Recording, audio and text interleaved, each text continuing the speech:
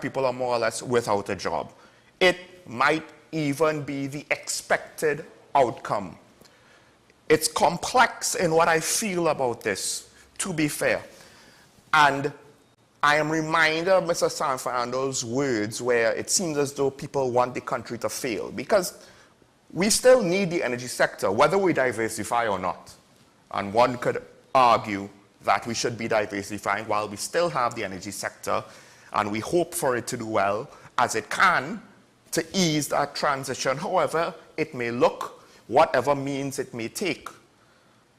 So there's a part of me that, ultimately speaking, if I had to choose, I wouldn't want Nikwan to fail without any context.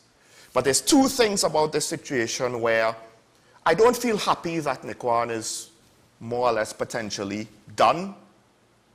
Who knows what Hail Mary might happen in the 11th hour, but we'll wait and see.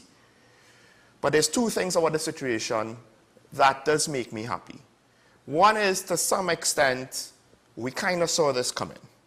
We kind of had questions about the supply of natural gas in the country, and when we looked at the situations with other plants closing, what was the justification for adding a new plant? And in this case, a potentially unproven plant of a concept that previous administrations tried to get off the ground. Not one, but two. This is, as far as I am aware, the third attempt. There could have been more. And from what I understand, they all use the same plant. It's not as though it's a different plant with a radically different plan, radically different environment, etc., etc. And I say that it could not get off the ground because two industrial accidents in its very short lifespan. Nikwan is slightly younger than Talking Point. That's to tell you how young it is for such a large entity, as we're speaking about a petrochemical plant now, gas to liquids.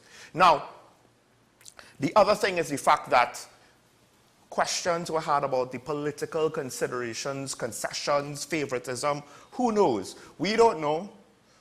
Now, to be fair, we suspected there might have been some shenanigans going on when it opened, but at the close, it seems as though the government is not showing any preferential treatment to Nikwan. In no uncertain terms, the arrangements made to give Nikwan its gas were also the arrangements made to block Nikwan further, since they, as of the recent reports, owe US $21 million outstanding. And this still leaves me with questions. Primarily, what were the creditors thinking? I understand Mr. Smalls, no relation, his matter, the amount that was owed to him did not exceed the value of the plant and should not have been the death knell of the situation. But it could have been the straw that broke the camel's back.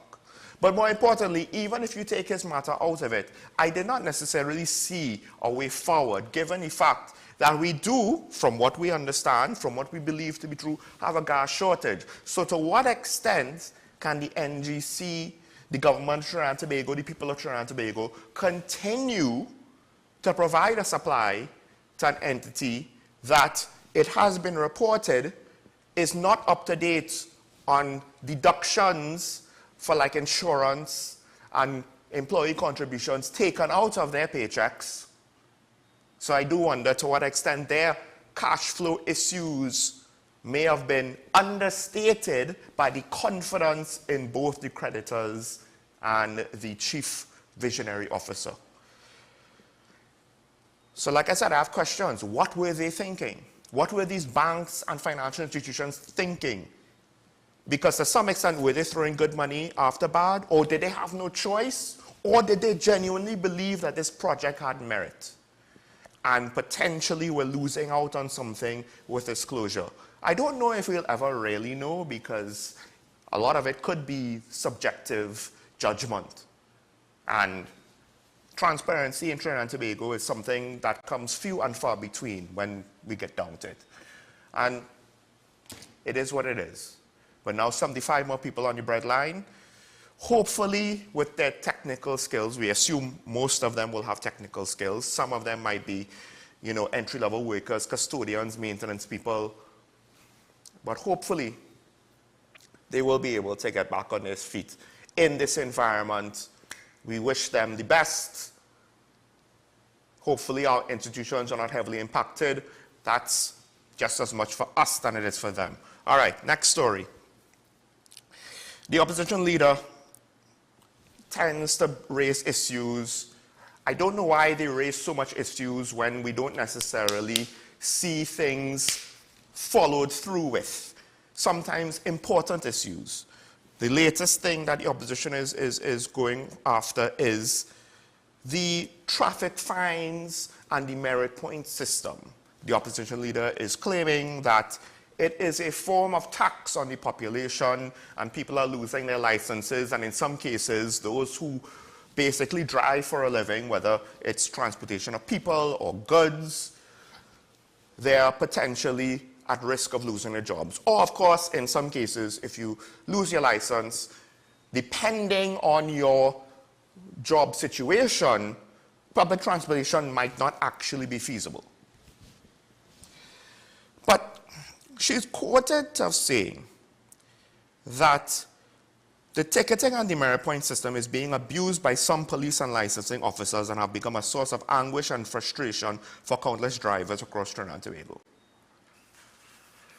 So I do have to wonder, is that really what the issue is? Or is it that people are basically being ticky-tack fined? Because the things that she references are situations where officers seem to be on a power trip. She's alluding to videos on social media.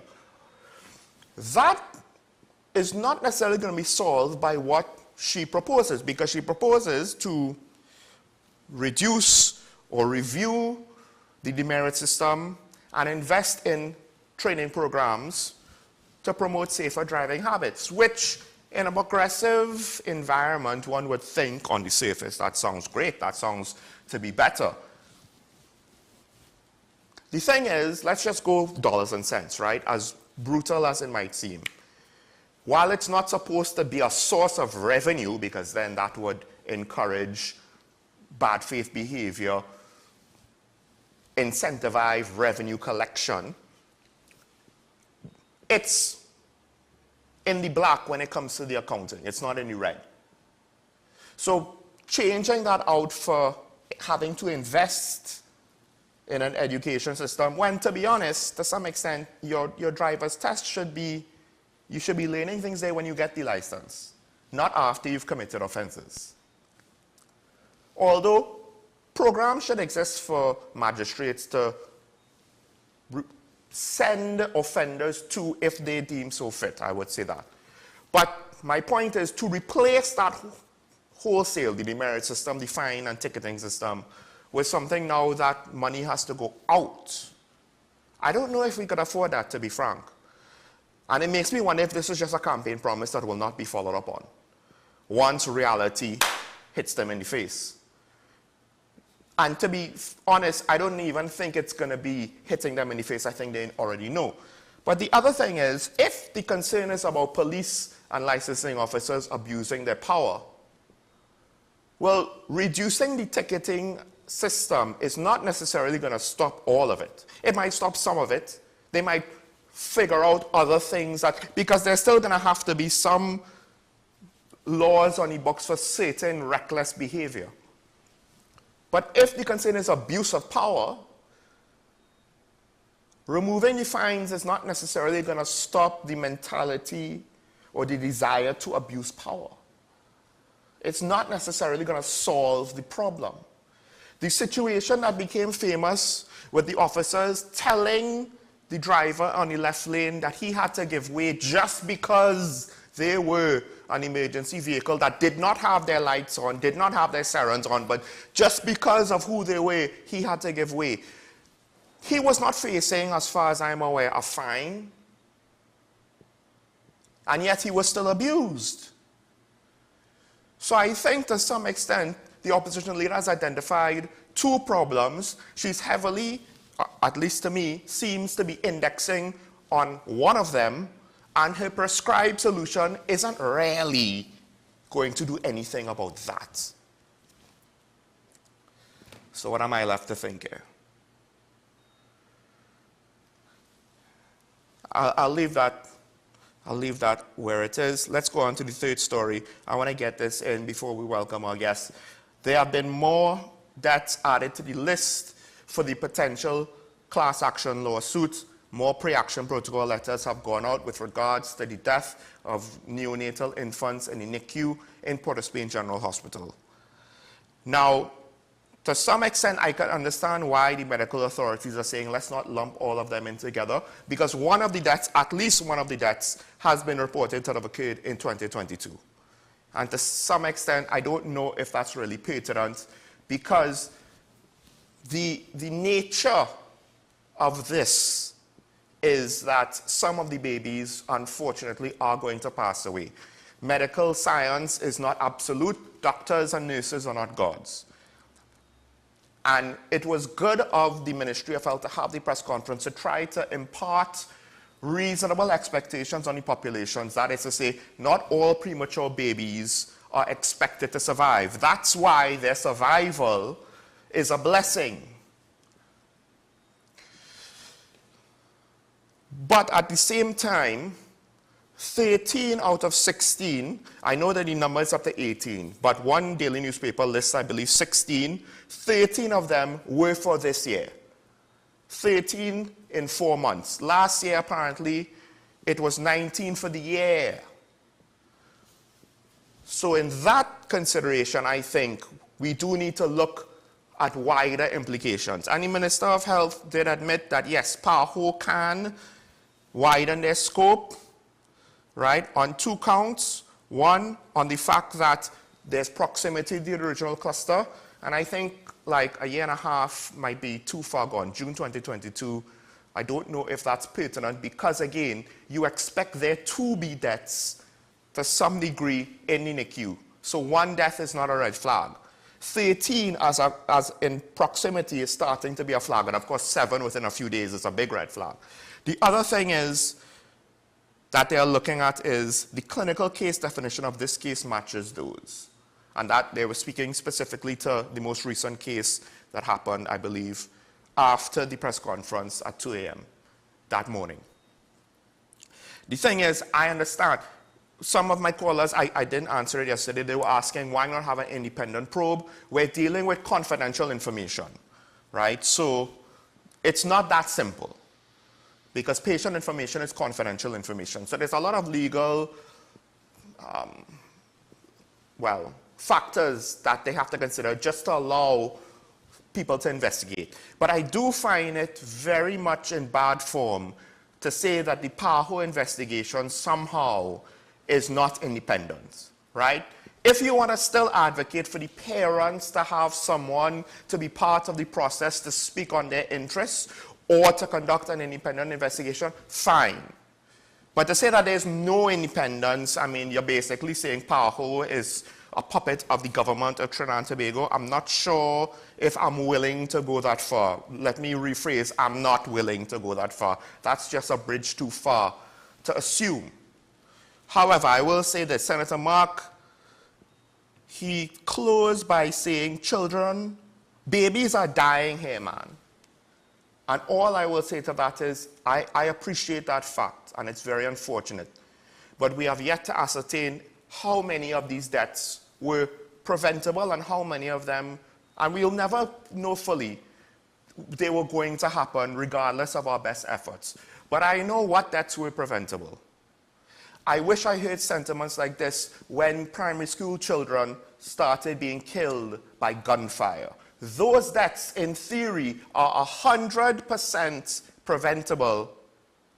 And I'm not saying that we shouldn't decry what's going on to the babies. I'm saying we should have had a similar response 2 years ago, a year and a half ago, when primary school children started to be killed and now continue to be killed.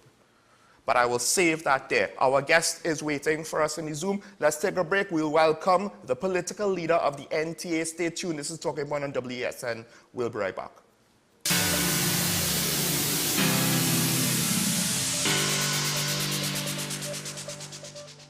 Hi, good morning.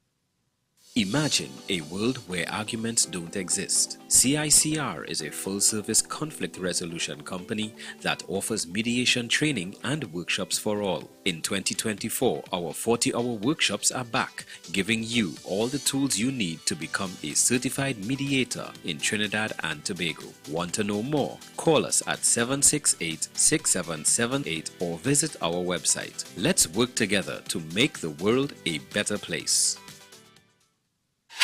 FanZone, your reliable, authentic supplier, has just gotten better. You can now visit our website www.fanzonett.com for your authentic wear and collectibles.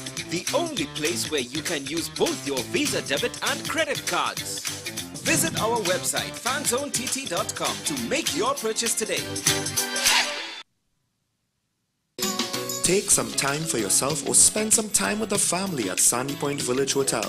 Enjoy our various studio and suite apartments, self-contained with their own kitchenettes and Wi-Fi. We also have our famous 100-foot swimming pool and our beachfront restaurant, The Steak and Lobster Grill. And our location in Crown Point puts us near the center of activity from the nylon pool to the local nightlife. Call us and make your reservations at 639-8533, 389-2378 or email us at sandypointvillagehotel@gmail.com.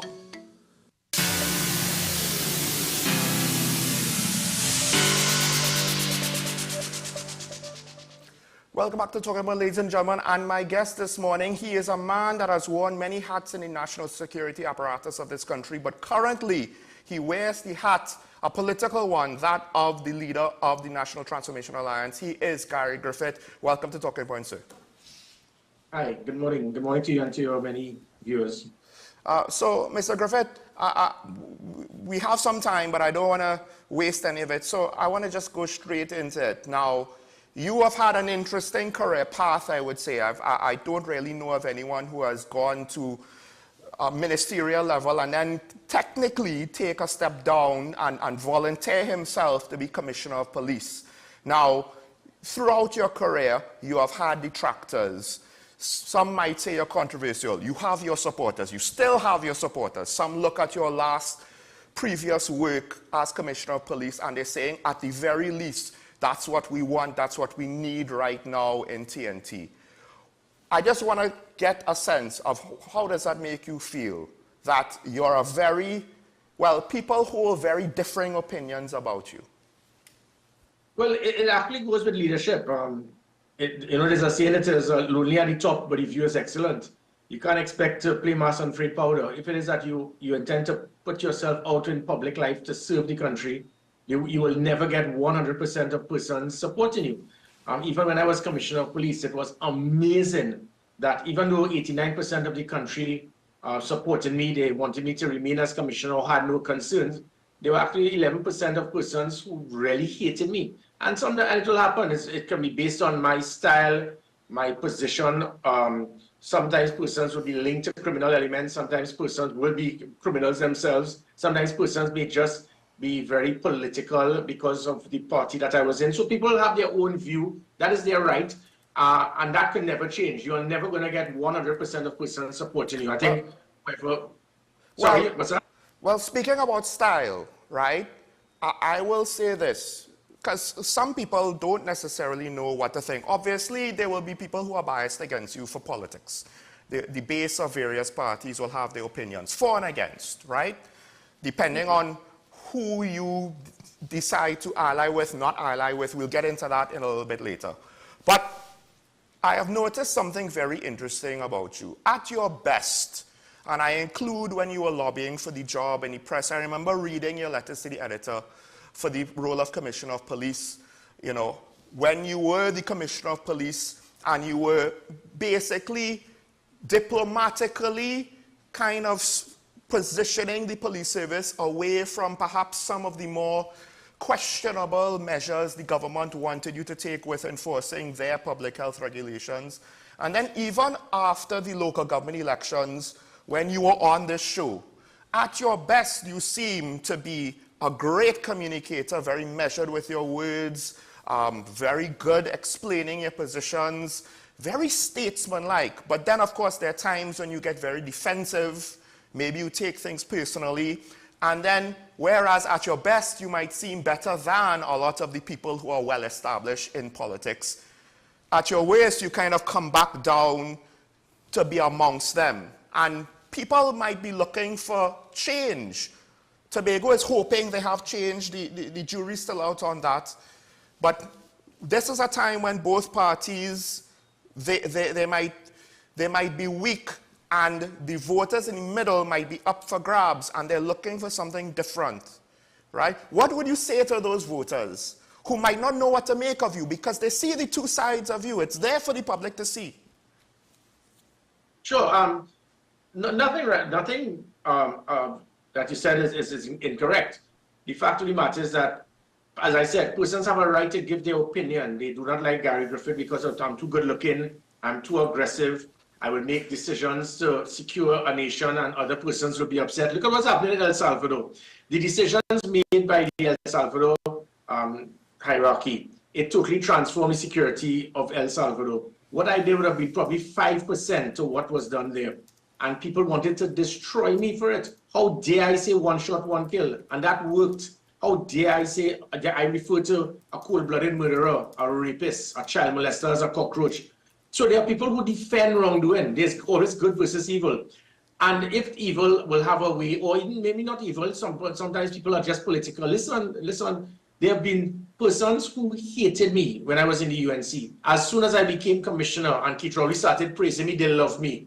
As soon as Keith Rowley stopped liking me, they hated me again. So there are persons that, you know, and sometimes just to call it, it's not people, but sheeple. So whatever the political leader of the party they blindly support says is how they operate. So there have been tens of thousands who did like me when I was a UNC minister in national security. Then they loved me when I became seen as a PNM appointed commissioner. And now they hate me again because I'm not there. So you can't change those mindsets. But my concern when I get, I'll not say defensive, it's my name. You see, when it comes to my reputation, if you want to say anything about me and you make character assassinations on my character, that is one thing I'm going to keep.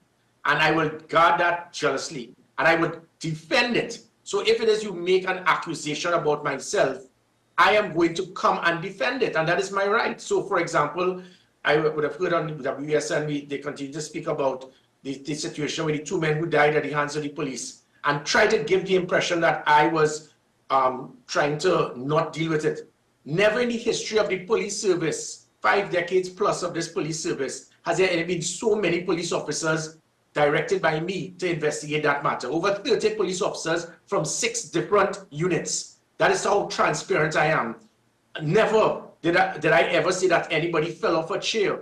But certain persons in the media continue to say that that was a blatant lie. I never said that. I said that the person was, there was an incident. He was taken to the hospital by police officers. He was asked to be placed on a bed. He said no, he wanted to be seated. He then collapsed. The doctors looked at him, and a few hours later, he died.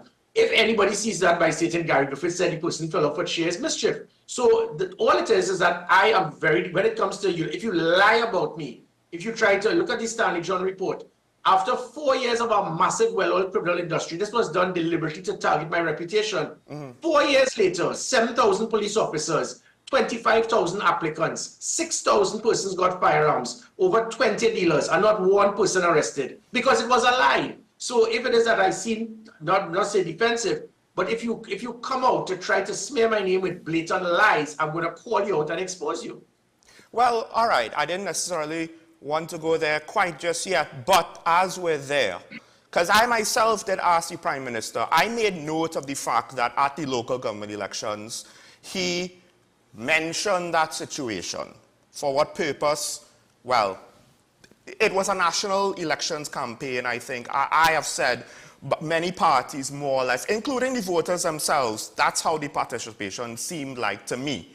And at Balise House, I asked him about the situation because he said, well, after the local government elections, he will reveal what is to be revealed. And that was the night after, so I asked him, and all of a sudden, it's before the courts and he can't reveal. So, from your perspective now, the Prime Minister, the things that he's had to say, you know, what what would you, just give me a response, then I'm just saying. I have nothing. Keith Rowley is not the enemy. I have no hatred or bitterness for Keith Rowley. I ask the whole country to understand that is our Prime Minister. In the same way, I will ask all PNM supporters to understand this hatred and bitterness you have for Kamala Prasad-Bissess. So that's what has divided the country. My style of politics is totally different. I have been involved in the United Nations mission in Haiti for 6 months, where it is we were living in a virtual desert.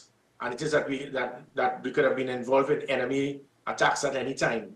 I've been involved when I was at the military academy, Sandhurst, dealing with the IRA. I was the youngest officer to serve in the attempted coup. Shots were firing over our heads. And I know what an enemy is. When these politicians, sometimes on either side, refer to persons as the enemy, it is totally pathetic. So I have no concern about Keith Rowley being an enemy. He's a political opponent. He means well, he meant well. He has lost his way because of people blindsided him. And unfortunately, we have politicians that who whispers in your ears, last is what you believe. And he was misled. And when he went along that line, because this was the same Keith Rowley in March 2021, he told his cabinet if he could get 10 Gary Griffiths, he could fix the country. This was the same Keith Rowley in April 2021, who told his Attorney General, when I said, look, I had 3 years, I wasn't coming back. I did my tour of duty. Well, I want to ask, because they've made great hay about the number of guns and ammunition that was imported. They didn't necessarily give us any details. Can you shed light on the details of who the intended recipients were for? So I'm coming to that. But I want to show the point of how politicians can flip-flop. In March, he said he wanted to wish he could get 10 Gary Griffiths. In April, he told the Attorney General, but Gary's leaving. He said, yeah, Gary never signed a contract wanting to remain. He was gone. He said, change that, talk to Gary Griffith. We cannot lose him. They amended the law for an acting commissioner to be someone who was not a career police officer. That is how badly he wanted me to remain. Someone whispered in his ears about firearms, and they lied, which is why I spoke about the Stanley John report. You did a Stanley John report, and 4 years later, not one person has been arrested, charged, or convicted. It was all a lie. But that is what happens where, just like Emailgate, you say the same lie over and over, people will get to believe you. So when they made these comments, and that is why I had to stand firm and say, wait a minute, you are making an accusation to say that we gave out 60,000 firearms, 60,000 firearms brought into the country. I was issuing 2,000 firearms a year. So they've taken 30 years for those firearms to be sold. That showed it was a blatant lie by the Prime Minister. Fitzgerald Hines said that we brought in semi-automatic weapons and we bought component parts to change it from semi-automatic to automatic. That was a lie. If that was done, persons would be arrested because citizens can't have automatic weapons. They then said that the plan is for me to give out firearms to every single person. That was a lie. I issued 2,000 firearms a year. 1,000 of those, half of those were to law enforcement officials who needed it. So that was 0.3% of the population. They then stated that legal firearms were being used to kill persons. That was a lie because ballistic testing will show that everybody who has a legal licensed firearm, ballistic testing is done. So when you find bodies at a crime scene, you look at the gunshot and you will ascertain if it came from a licensed firearm. So all of these things were blatant lies. And then when they decided that it wasn't working, the country wasn't buying it, they decided to hire persons probably close to them, pay them big money. These persons will probably write what you want to see. And out of, you will know this one, out of basic common sense, if you do an audit in WESN, who is the first person you will speak to? The person in charge. These jokers, these 3 auditors, who are ex-police officers, so clueless, did an audit without even speaking to me. Under natural justice, you can't do an audit and the person who's in charge you never spoke to. But besides that, I still didn't mind. Let them go ahead and read what they had to say, and I would have sued them for every cent they had. What he wanted to do was to go to Parliament, because Parliament is the one place that you can lie, mislead a country, defame someone, and not be sued. And that's what this was not about Gary Griffith. When Fitzgerald Hines said Gary Griffith is going, the reason I went to court is because court is the one place that cannot be controlled by the politicians. Well, I want to switch gears a bit here because after your tenure, the position, the role of the Commissioner of Police has become a political football. The performance of the police service, to some extent, has become a political issue, right? Now, just based on your time there, so obviously it's not recent, right? What could you say with regards to what is causing the issues within the police service? The unfortunate thing is, it's not the police officers. It's the same 7,000 police officers under my watch. Most of them are still there. So look at what, listen to what you were speaking about with the demerit points and how police are abusing their authority. How come we never heard one report of that in my last 2 years as Commissioner of Police? Because I put checks and balances to measure performance and make police officers accountable. So they're not bad police officers. The systems that we put in place have now collapsed. Before me and after me, the majority of police officers will not turn up to court. So the criminals knew that I could commit a crime, the officers wouldn't be there and I would be let off. We put a 93% reduction in police absenteeism to make sure that it will take away that product of opportunity for the criminal elements. The systems that we had known as preventative policing, such as the E999 being effective. As soon as you call, it will be answered. You make a call within 3 to 5 minutes, you'll have a police response at your home, which put an end to home invasions. Using technology that put an end to kidnapping, which never happened before. All of these put in a specific unit, highly trained, qualified polygraph to put fear into criminals. Those are the things that ensured public trust and confidence in the police service. It was 14% when I arrived. It was 59% when I left. And now it is 8% a year after I left. That is what has caused the problem, is unfortunately the politicizing of the police service, where instructions were given to shut down and dismantle every single thing that was there, that caused the public to feel safer just 3 years ago. Well, I want to kind of marry what we've been talking about together, the two aspects, the political and your time as the commissioner, because ironically, I have lamented the whole situation. Sorry.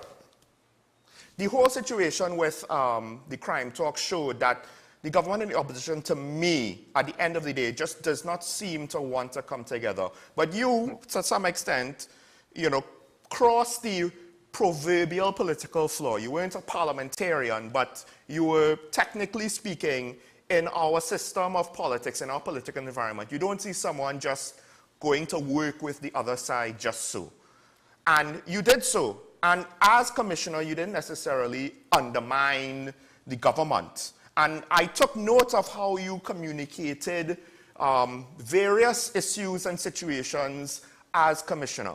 Now, you mentioned before that you don't see politicians as an enemy, they're political opponents. Is it that you're willing now, as political leader of the NTA, are you open to working with anybody once it's about doing proper business of governance? Or are there people who perhaps you might not care to work with?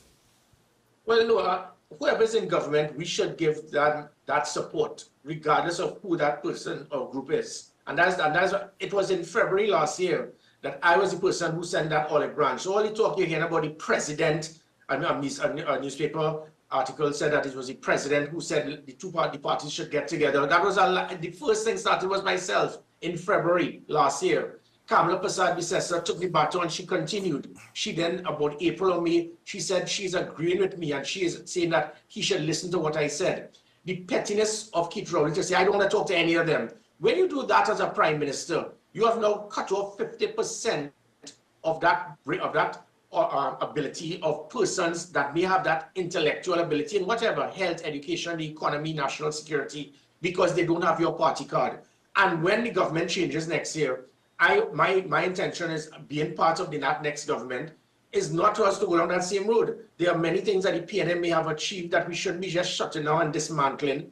I did it when I was Minister of National Security. I saw many good things. Patrick Manning had a vision, that vision such as the OPVs. Okay, you don't need to spend $2.4 billion for 3 vessels when I was able to get 10 vessels from Darman for half the price. But I looked at what Manning had.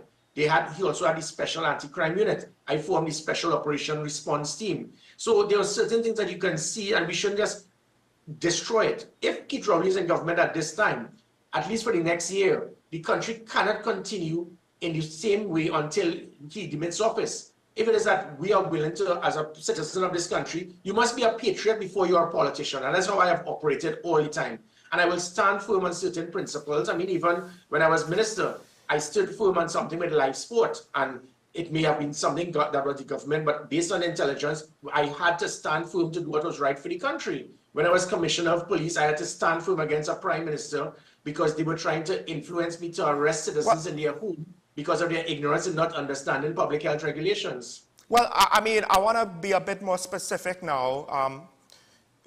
Part of it is we're not necessarily sure how this election is going to play out. Part of the fears is that we're just going to see the same old song and dance. Whether it's the UNC or the PNM, we're not necessarily going to see change. Now, there are other parties involved at various degrees of readiness, with various degrees of public perception and confidence. One of those parties, for better or worse, is the PP under Philip Edward Alexander, who you all had a bit of a public disagreement at one point when it seems as though both groups wanted to work with the UNC. So before we get on to the wider political implications, would you be willing to work with Philip, you know, if it came to that, if the opportunity presented itself? Because I would assume that the goal would be to provide potentially the best chance to both win an election, but then also to govern the country. Do you see him being, if ever, part of that equation? You know, I keep hearing this problem about this comment being made, and you just made it as again. And I asked you to show me at any time when I was involved in any public spat with Philip Alexander. I have never. I wouldn't waste my time. It is him. Philip Alexander seems that I think there's a poster of me on the wall in his bedroom. All he does, every single article, Gary Griffith, Gary Griffith, Gary Griffith, Gary Griffith. And all that I will do once every couple of weeks is to expose him as a liar that is not true. When he said that, I stated that the UNC was involved in affiliation with gangs. And I showed him, we said that we got no evidence. So he continues to make lies, makes false statements about me. But all he does is attack me. How could you're not in government or opposition, and all you do is to speak about somebody, another party that is not in government or opposition. It is either he's totally obsessed, infatuated, has an inferiority complex, or is being directed. So it is hard to work with somebody with that type of attitude, where he flip-flops. This is a man who has resigned from politics 4 times in the last few years. The last time he resigned from politics, then called a political meeting to reappoint himself as political leader. So to state that, how can you work with somebody like that? You don't know where he is. He stated that I remember he was on a UNC platform in 2020. Then he came and he said that he will work for the PNM for free to make sure that Kamala and Gary never gets in government. That was just a few months ago. 2 months after that, he says he's going to support the UNC. A month after that, he says that he's not supporting the UNC if Gary is there. 2 weeks after that, he then says, no, he's going to work with Gary and he's burying the hatchet. 2 weeks after that, which was a few days ago, attacking Gary Griffith again. How could anyone, any citizen, expect to have that type of person to be part of a government? Because you don't know what side of the bed he's going to get up on in the morning. So I have no animosity for Philip Alexander. I feel sorry for him because you are so obsessed with Gary Griffith. All you do is speak about me. And I mean, anybody who's the people who vote for Philip are people who just hate the PNM or UNC. If Bin Laden has a political party, they will vote for it. And don't get me wrong, huh? Don't get me wrong, I am not stating that Philip Alexander cannot be an asset to the country.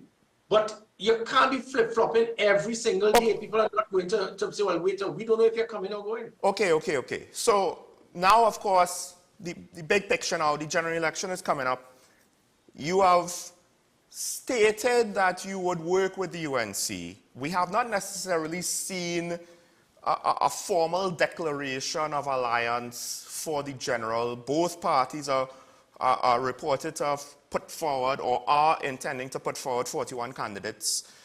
We don't necessarily know how everything will all play out, although I would argue that even though the general is a year away, moves have to be made so that the public could start to get some confidence, build up the perception of whatever the slate may look like.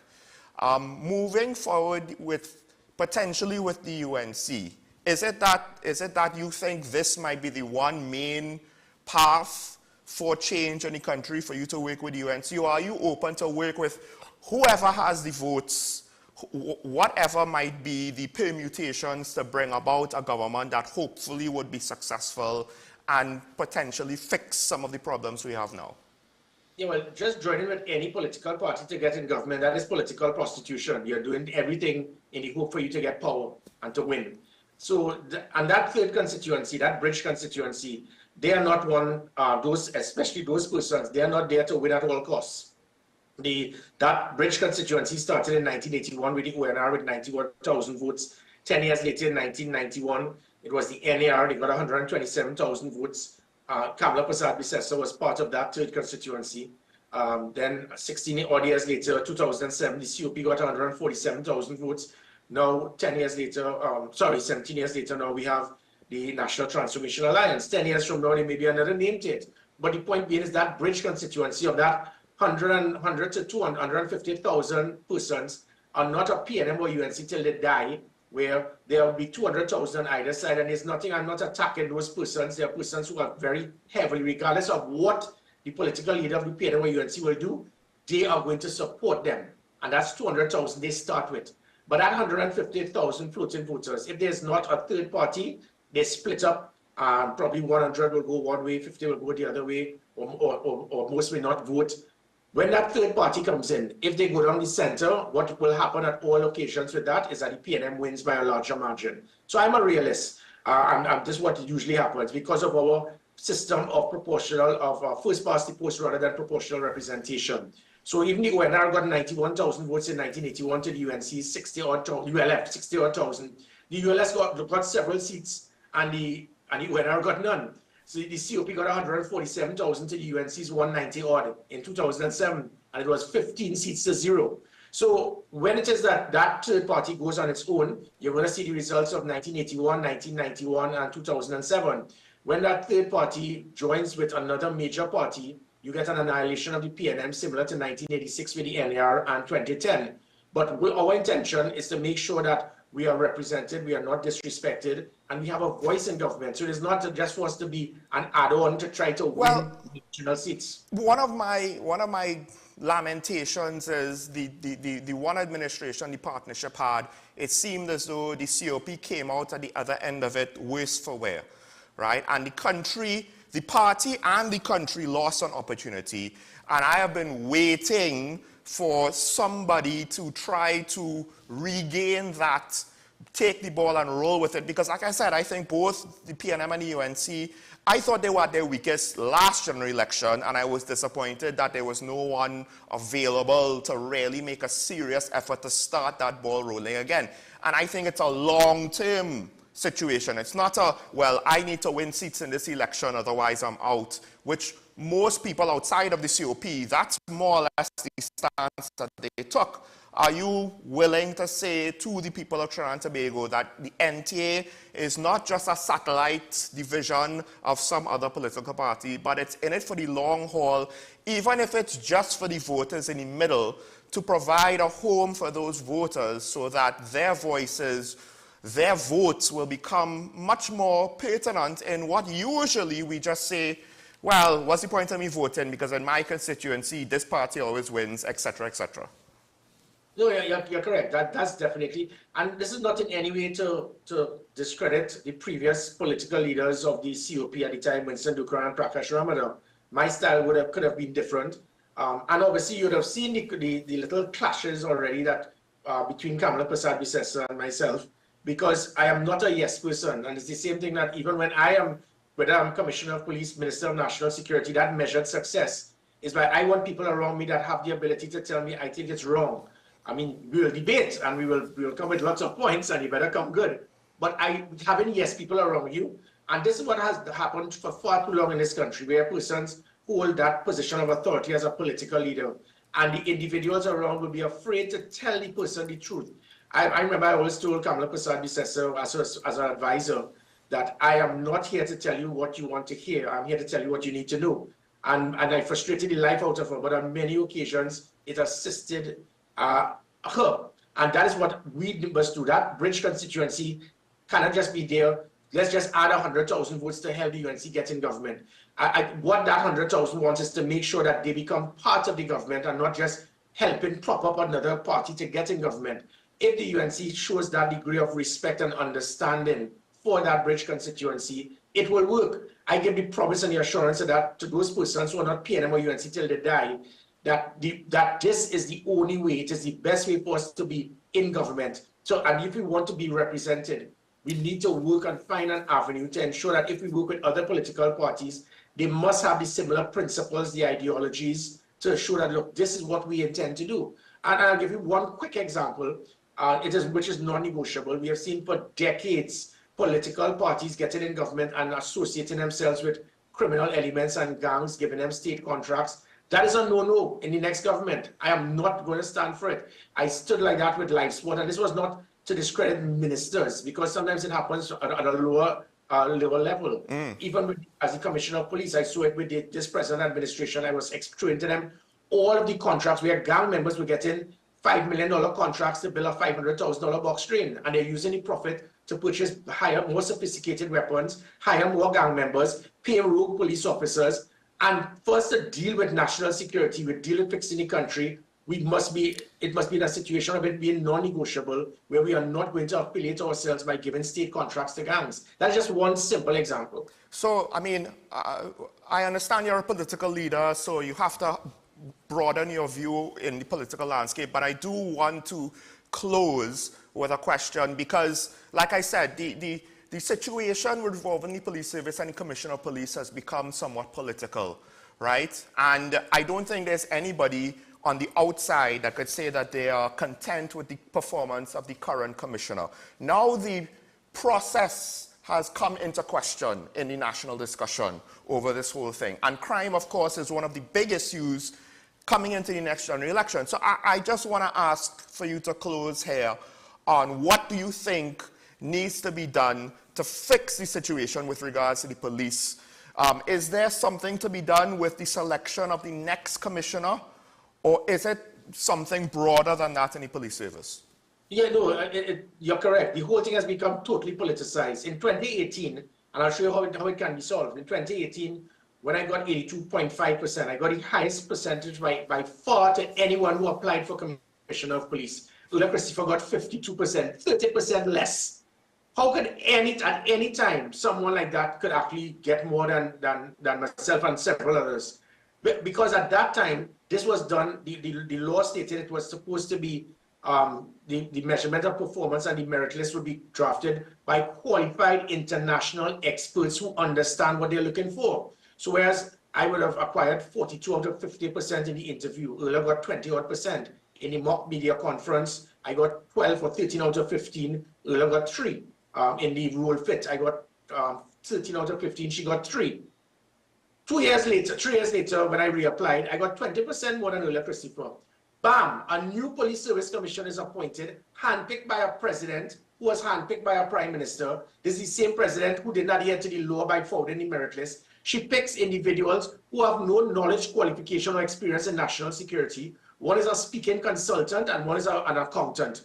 That is the madness of this police service commission. So they handpick an individual and we blame Earl Christopher. We can't. Earl Christopher didn't impose herself on us. She applied for the position, and you had an incompetent police service commission that was politically handpicked. And they picked someone who got 30%. She didn't even come in the top 15 just a few years ago because she didn't have the capability. And that is the problem. We need to go back to have an international qualified expert do the merit list, because a police service commission will always be political, because they are the ones who have been selected by a president who is a political appointment. And I could even go to show that I'm not being biased. Even when I got the 82%, that police service commission was selected by a previous administration who may have concerns then of me being commissioner because they didn't vote for me. Remember, they abstained. And this police service commission, inclusive of Martin George, Commodore Franklin, and they now said, look, Gary got 82%. We just don't, they throw the whole point system and put me fourth, which was amazing. And they didn't have there was no justification. It's just their own personal view, because they were also politically appointed. That is what is causing the problem. We need to go back to the international qualified neutral experts selected the merit list for Commissioner of Police, and not politically appointed, incompetent, untrained members of a police service commission who's appointed by a president who's handpicked by a politician. Well, actually, I want to cheat and have one more question, so that now this is the final one, because you alluded to it. And I get pound for it because I go hard on this point. I feel that we're too much a society that promotes people based on tenure. And of course, yes, to some extent, nepotism, connections, networking and stuff. But tenure seems to win out more often than not. That's the justification at times. and not merit. And we're left wondering where's the performance in various aspects of society. Will that be something, if you get the chance, you will try to push for change? I know it's not going to be so straightforward, but as someone who has political aspirations for higher office, of course, you would be a leading figure in society. Yeah, no, definitely. Even if you look at the principles under the National Transformation Alliance, we work on that model of LAMP: leadership, accountability, management, and measuring performance. The police service didn't transform. Where again, how many times you heard concerns about police abuse of authority? People started looking forward to see police in roadblocks because we put systems to measure their performance and make them accountable. We transformed the police service, and I say we because I had a team, and that team, all 21 of them, persons in charge of accounts, the legal department, technology, IT, cyber, administration, PR, communication, they removed all of them and brought back individuals who just didn't have a clue. So you put systems to measure performance. We transformed the police service. That lifted their morale, their whole personality changed. They felt good about being a police officer. Imagine during the COVID pandemic, not one police officer was upset, not one abused their authority. Look at that. And this was during a pandemic where you'd have seen all over the world police officers involved in riots, abusing their authority, and not one thank you was given to the police service. So the same way I use those principles to transform the police service by making sure their performance was measured and making them accountable, we can do the same thing for every arm in the public sector. It is not difficult. You just need to put checks and balances to measure performance and make individuals accountable. If I could have transformed the police service, we could do the same for every arm in the public service. Well, this will have to be the formal end to the interview, but from what I understand, you're willing to take phone calls from the public. Is that correct, Mr. Griffith? Yeah, sure. Yeah. Okay, so, gentlemen, should we take a break or should we go straight into it? Okay, so I've been told we're going to go straight into it.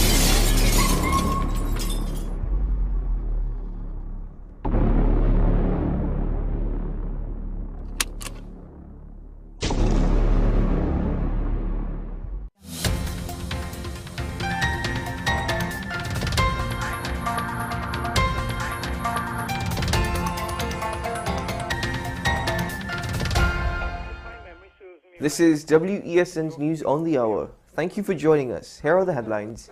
Tobago Health Secretary confirms struggle with outdated ambulance fleet. Opposition urging the government to release the findings from PAHO. And in international news, Argentina seeks arrest of Iranian minister. With the details, I'm Keaton Shaw. Dr. Faith B. Israel, Tobago's Secretary for Health and Wellness, has acknowledged the challenges faced with the ambulance fleet on the island. Addressing reporters during a Tobago House of Assembly post-executive media briefing on Wednesday, Dr. B. Israel revealed the difficulties encountered upon assuming her role in 2021. She outlined that the existing fleet were outdated and unfit for service, posing risks to patients due to frequent breakdowns. But Dr. B. Israel highlighted that efforts have been made to address this issue, with a new fleet being procured. She noted that these ambulances are currently en route to Trinidad and Tobago, indicating progress in bolstering emergency medical services on the island. The opposition is urging the government to release the findings of the investigation conducted by the Pan American Health Organization into the untimely deaths of multiple infants at the neonatal intensive care unit of the Port of Spain General Hospital. Dr. Lakram Bodo, Member of Parliament for Faizabad, voiced his request during a press conference hosted at the United National Congress's headquarters in Chaguanas on Wednesday. Dr. Bodo expressed his anticipation for the completion of the investigation and emphasized the importance of transparency, indicating that he has not yet delved into the composition of the PAHO team conducting the probe. In international news, Argentina has asked Interpol to issue an arrest notice for the Iranian Interior Minister Ahmad Vahidi. The request comes less than 2 weeks after a court in Argentina held Iran responsible for the 1994 attack on a Jewish community center in Buenos Aires, in which 85 people were killed. Mr. Vahidi was in Pakistan earlier this week as part of an Iranian delegation, which is now in Sri Lanka. Argentina said it has also asked the two countries to detain Mr. Vahidi. The Argentine foreign minister said in a statement, Interpol had issued a so-called red notice. While a red notice alerts police in member countries about internationally wanted fugitives, it does not constitute an arrest warrant. That's news to the hour on WESN. I'm Keaton Shaw. Thank you for watching. We'll have more for you at the top of the hour.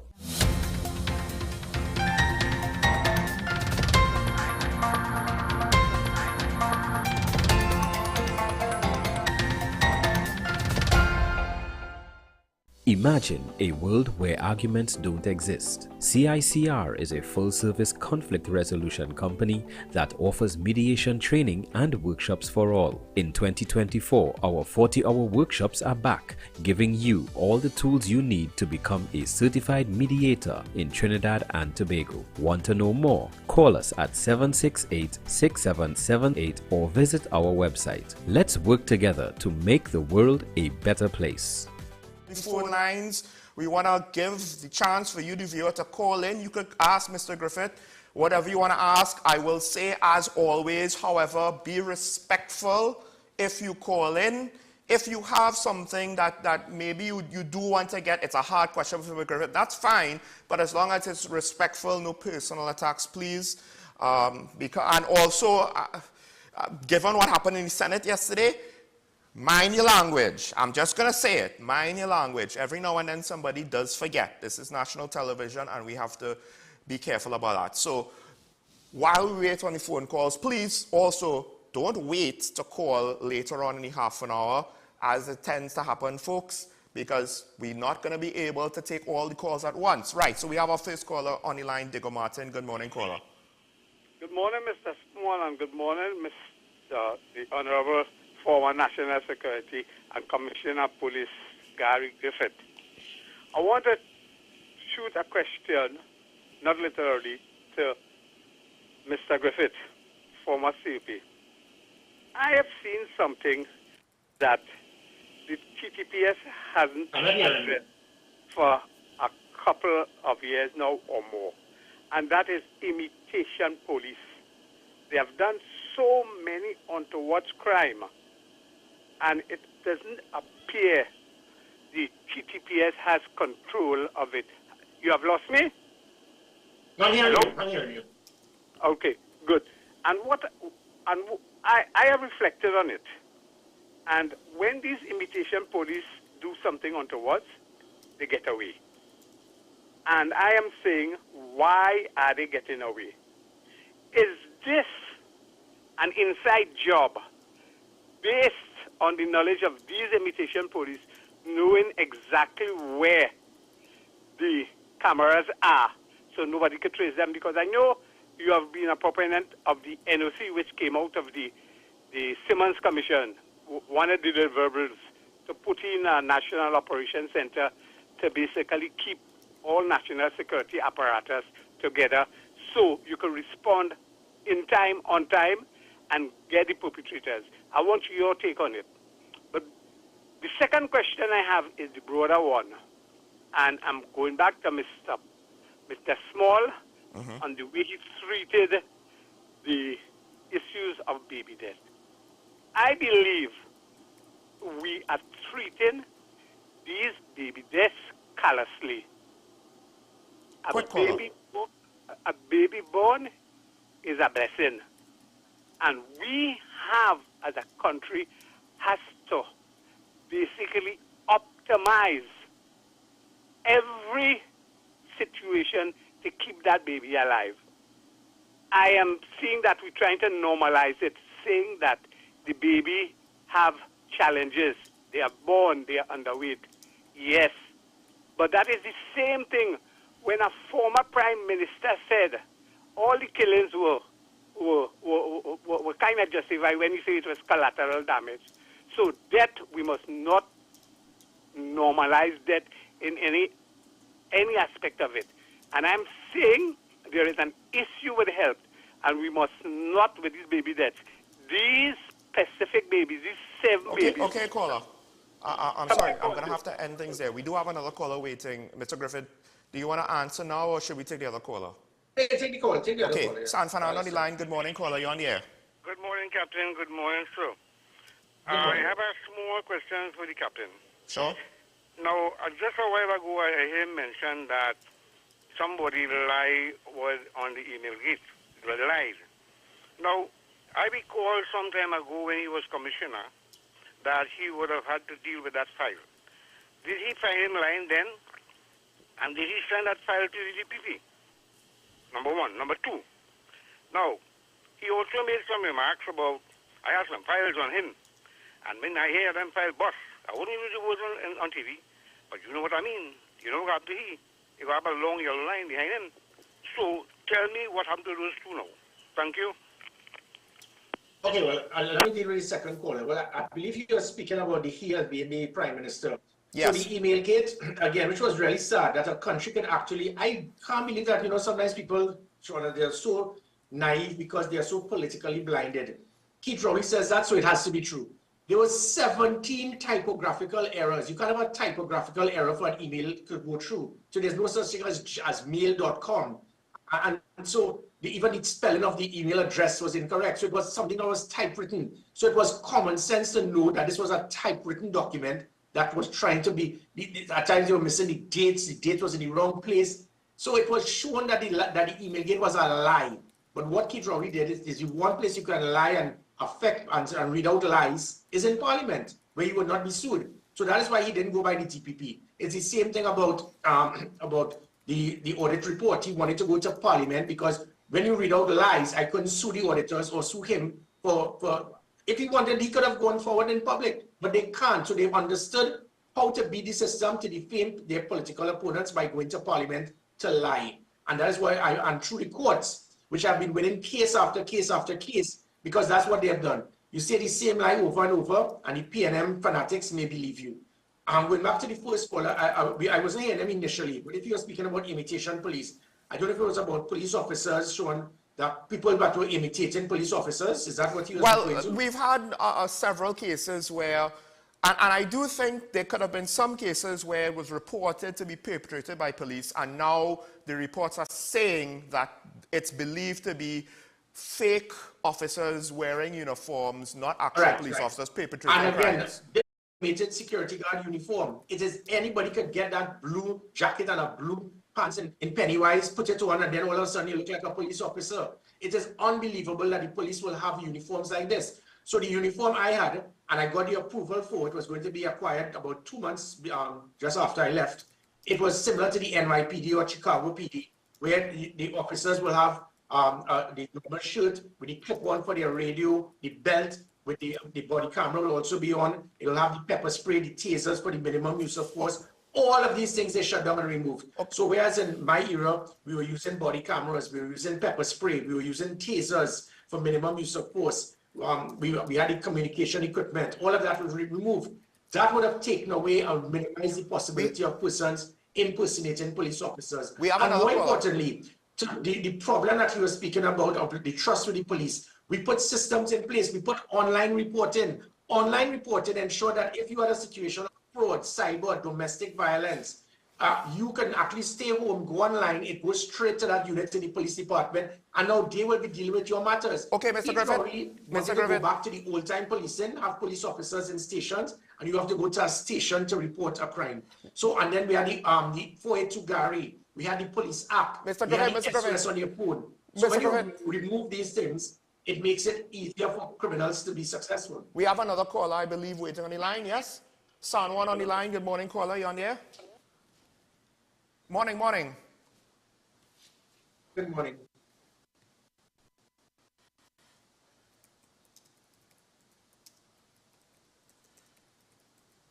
Operates in this country. But if my memory serves me right, your special guest this morning, he is supposed to go. Hold on. Sorry, excuse me, callers. We're hearing two callers. At the same time. Right. So if you could continue with Mr. Sanwan. Sorry for the other caller. Sanwan, please go ahead. Yeah. Could I continue? Okay. Hello? Yes. Go ahead. Sorry. Go ahead. Go ahead, caller. Hello. Yes. Go ahead. You go ahead. Caller. Oh, all right. Good morning to you two gentlemen again. If my memory serves me right, and I don't know how the legal system in this country operates, I think your special guest there, the former commissioner of police, and the current chairman of the Police Complaints Authority.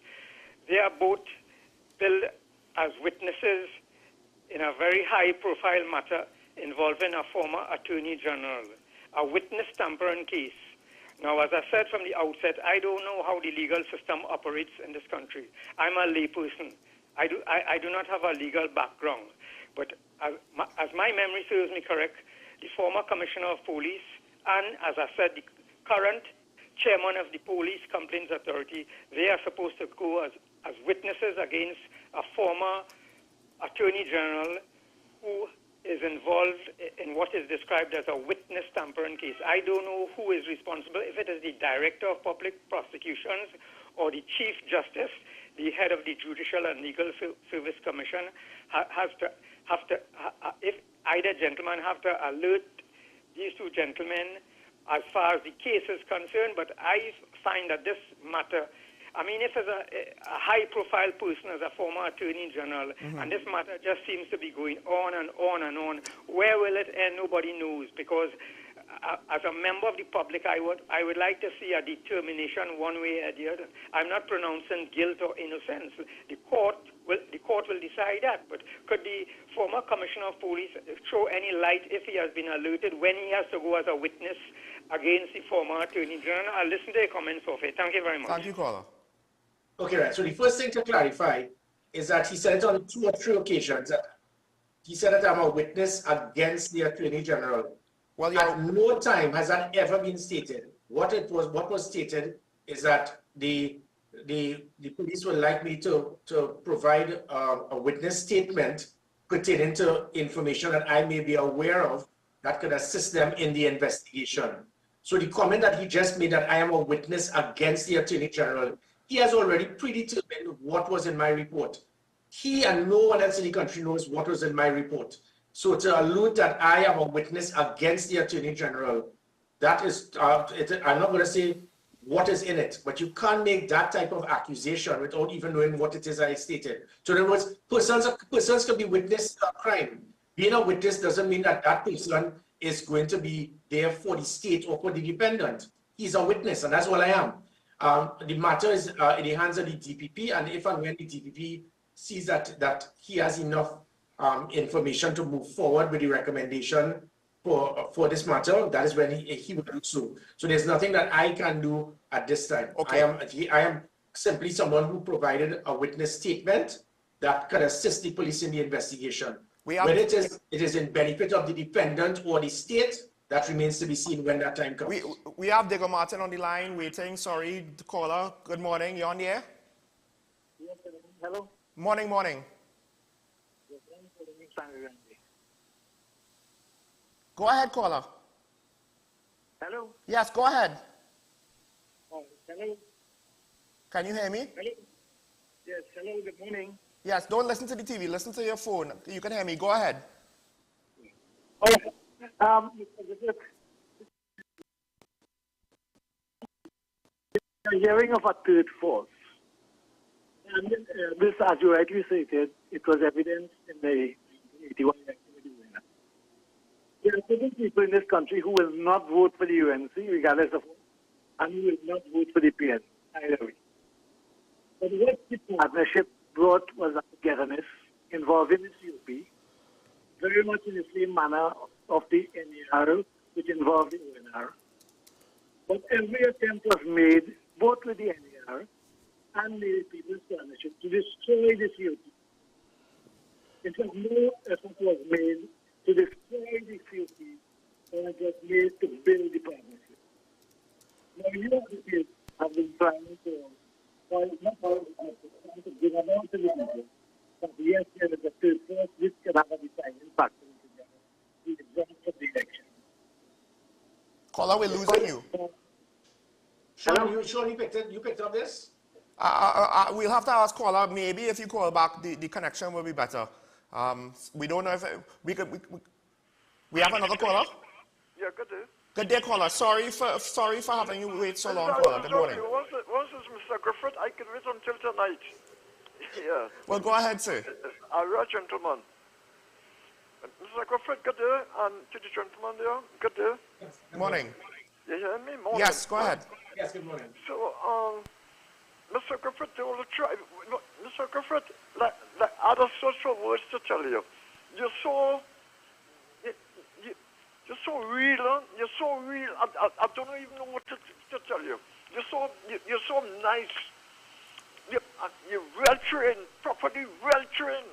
You could talk, you could answer, and the sycophants, when they play, they're talking, but they know what they're dealing with.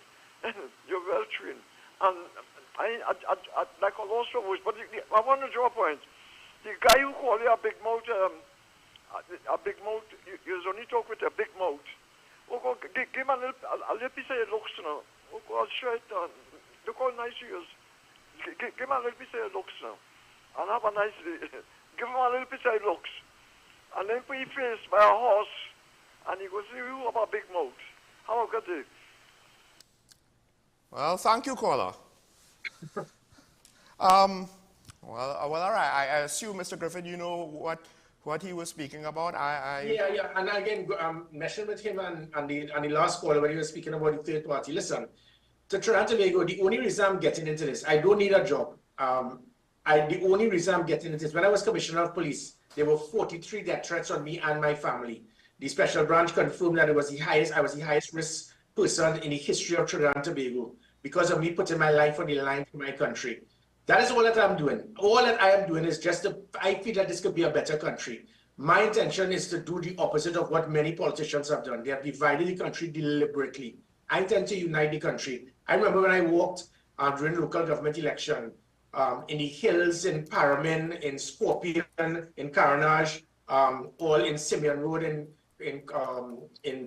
Piti Valley, all the hills up to the top of Cocorite, all through the hills in Lavantil, Tunapuna, San Fernando, Sangre Grande, all the hills in Arima. And persons there said they've never seen a political leader or even their member of parliament in those areas. And I didn't do that for cosmetic. I didn't take the media there or anything like that. It's ready to get to see and understand what this country is going through. Well, and when you see that, I think we can fix this country. We can really do it if we take away the politics. I have a couple of questions. I'll go with the most serious one first, because one of the things that is alarming is the nature of the weapons now being discovered on a more frequent basis. And we just so happened when the Deputy Commissioner of Prisons was shot at, that same day. Well, I'll hold off on the question for now. We have Clarkson B on the line. Good morning, caller. You're on here. Good morning, Sean, and morning to Mr. Griffith. Morning, Mr. Fisherman. Good morning. Well, let me tell you something about me. I'm about roughly 70 years old, Mr. Garrett. I will have one time maybe in my lifetime to vote again. Right. And I think that our continue to change with the two parties. You know, what you know going on. I really not concerned the two parties like for UNC vote PNM. I used to vote that who I feel is represent the best. But like now we have to do no represent. We need a third force. And that's my take. I would like it. Well, I'm from the Clacton area. I would like to know if you have a meeting in the Clacton area sometime to advertise or something. That's my take, really. Thank you, caller. Thank you, caller. Sorry for the. I believe you were cut, unfortunately, earlier. I didn't realize. But I don't know if you want to respond to that quick before I could get my question in. Country wants positive change, and I am not here to go PNM and UNC bashing. Both parties have done a lot to the development of Trinidad and Tobago. I am not here to be trying to demonize either political party or political leader. However, I believe that if it is that we can find some common ground to try to fix this country, working as a team, we can do so. Even whilst Keith Rowley is, I personally believe that Keith Rowley needs to go. He has failed miserably. And it has to do again with the appointment of your ministers. You have a minister of sport who has boasted she never kicked a line. You have a minister of national security who left as a police constable and is obviously clueless in policy making. You have a minister of health shirking responsibility. You have a minister of finance who seems unable to even balance a Form 5 accounting. So that is the only reason. But it is not for us to demonize the PNM and Keith Rowley. It is the Rowley PNM that has caused the problem. And I give the assurance to the country, it is not going to be exchanged. The same way it is that I made myself accessible, I intend to find an avenue to make sure that the next government would be accountable and we would be able to transform Trinidad and Tobago. Well, right. So back to my question, because speaking about issues that we may have, high-powered weapons, that find after the shooting at the deputy commissioner included at least one .50 caliber rifle and one other high-powered long-range rifle. And I emphasize the high-powered part because of the potential damage it could do, collateral damage, if the shooter is either not concerned about what's in his backfield of his target, or, you know, just in general, you go after hardened targets with high-powered weapons, and I shudder to think what that might be. What is your take on it? Because once I saw a .50 caliber rifle being taken, I thought that we're not too far removed from things escalating to a point we never would have anticipated before. And therein lies the problem again with politics. When it is I made that recommendation a few weeks ago, I said that if someone is found with an illegal assault weapon, that person should be deemed a terrorist because he has the capability to kill 35 persons in 3 seconds. That is how deadly these weapons are. You know what Keith Rowley says? Gary Griffith just wants every criminal to be deemed a terrorist, which again, he was a liar.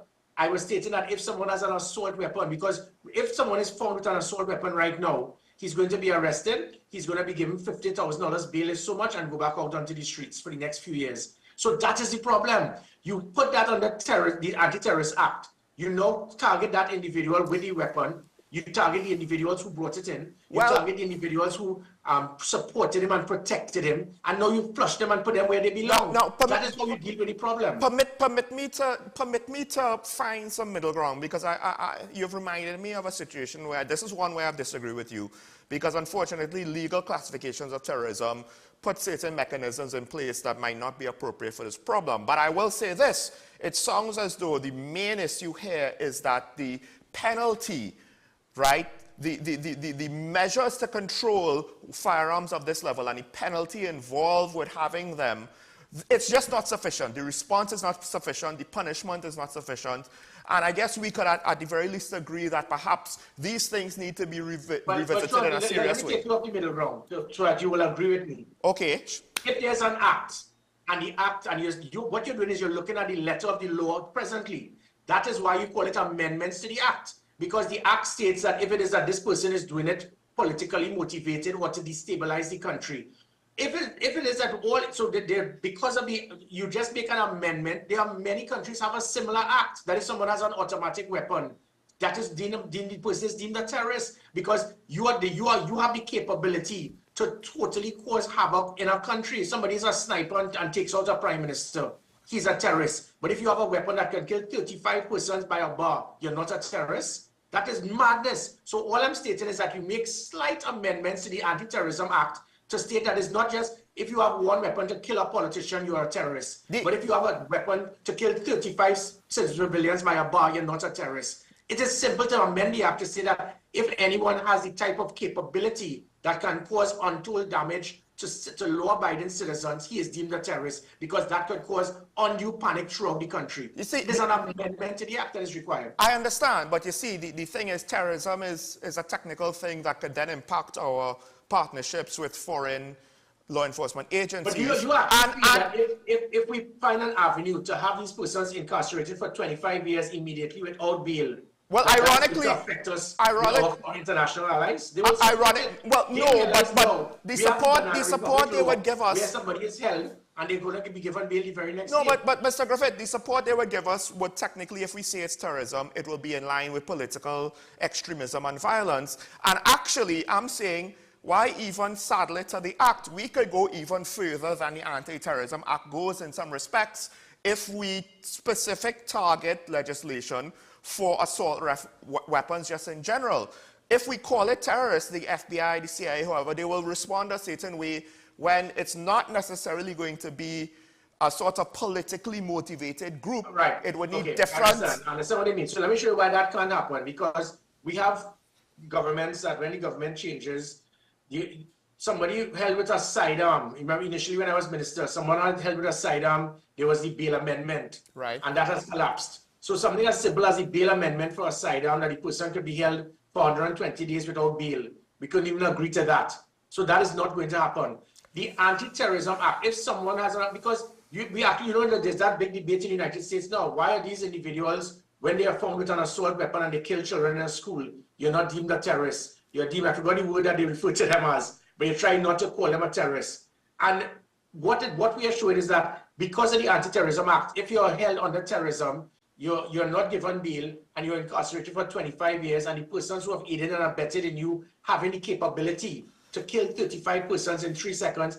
So I speak to the FBI and the CIA probably more than any other politician in the last few years in this country, as a minister and as a commissioner. And I can assure you, they wanted to find avenues to protect their own citizens in the United States citizens in this country. So is it stating that somebody with an assault weapon that can kill 35 persons in 3 seconds, we are finding an avenue to have them incarcerated for life without bail. I don't think the United States is going to blacklist Trinidad and Tobago. Well, no, I don't necessarily think they are. But so let me just make sure that we're clear here.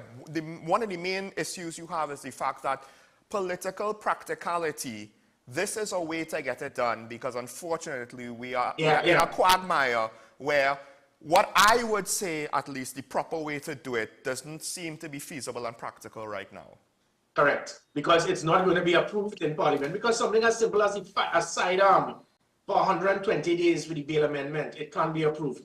So you're not going to get it that way. The Anti-Terrorism Act is, and if you read the Anti-Terrorism Act, it's just one amendment. So instead of stating for political gain or to destabilize the country, but you're stating that it can do untold damage towards affecting the stability of a country. If someone has, so if someone has a hand grenade, that person could be deemed a terrorist. But you have an assault weapon that can do the same damage as a hand grenade. He's not a terrorist. So that's all you're doing. You're just amending the law, slight amendments that allows that. Because why would you not deem a person a terrorist? Because if he has an assault weapon that can go down a street and kill 35 persons in 3 seconds, you don't see that person as being a terrorist? I think we pushed that, but Keith Rowley decided to mislead the country and say Gary Griffith says every criminal should be deemed a terrorist. Well, Mr. Griffith, I appreciate and understand your arguments better now. I don't necessarily like it, but I cannot necessarily fault you for it, at least to some extent. It just reveals an unfortunate truth right now of our political environment. Sure, and let me quickly add, and it goes right back to the El Salvador situation. When people said we must do like what is happening in El Salvador, I did 5% of that. I took the fight to the criminals. When I said one shot, one kill. Would you go further? Yeah. Would you go further? Not that you would go whole hog, or would you? But would you look to, do you think we need to be a bit more like El Salvador? You know, I wouldn't necessarily want to say how much. That's what I'm saying. I did about 5% of what he did. And by that 5%, it was the highest reduction in serious crime, in violent crime in 17 years. Public trust and confidence in the police went from 14 to 59%, and the public never felt so safe. If you recall that, in that period, people felt safer because they felt comfortable with the police. They didn't see police abuse. Police were pegging back criminal elements. Remember, a few moments later, not all of those things people couldn't understand. How could this man actually make a threat to kill someone, and then within an hour he's apologizing? Well, he pegged back criminals, but people were concerned. They said, how dare Gary call a murderer, a child molester, a cockroach? People were defensive of criminals. You will get that in this country. People were set about one shot, one kill was to let criminals know, don't feel that the police are going to shoot you in your leg. Don't feel that the days of you shooting at police, they're going to back off. We're going to come after you and either neutralize you or arrest you. That is the type of policing we need. We need to take the fight to them, because the scales of justice have been tilted for far too long towards helping the criminals. Well, is it that as what you've mentioned there, and also a previous discussion, or previous debate, is it that we just lack political will to potentially institute new, not necessarily extreme, but new methodologies, harsher penalties when appropriate? We just lack political will to do the hard work, and the hard work doesn't just mean to be more brutal on criminals, but also to do the hard work of governance, of getting all of these things done, all the paperwork, all the administration, all the groundwork, all the foundation work. We just lack the political will to do it, because it's easier to just say, well, you know, we can't do it.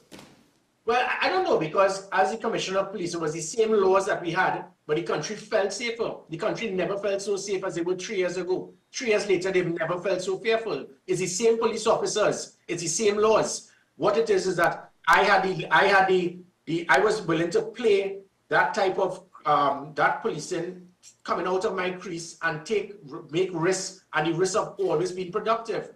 If it is you have a commissioner who wants to stay in the office, wear gabardine, have a cane, and not make decisions and hope that if you pray, you can pray yourself out of the problems, it's not going to work. Well, you're going to get in there and take the fight to the criminals. And it worked then, and it can work now. We have Santa Cruz on the line, I think. Sorry, who first? El Socorro, sorry. El Socorro on the line. Good morning, caller. You on here? Caller? Yes, good morning. Yeah, morning. Good morning.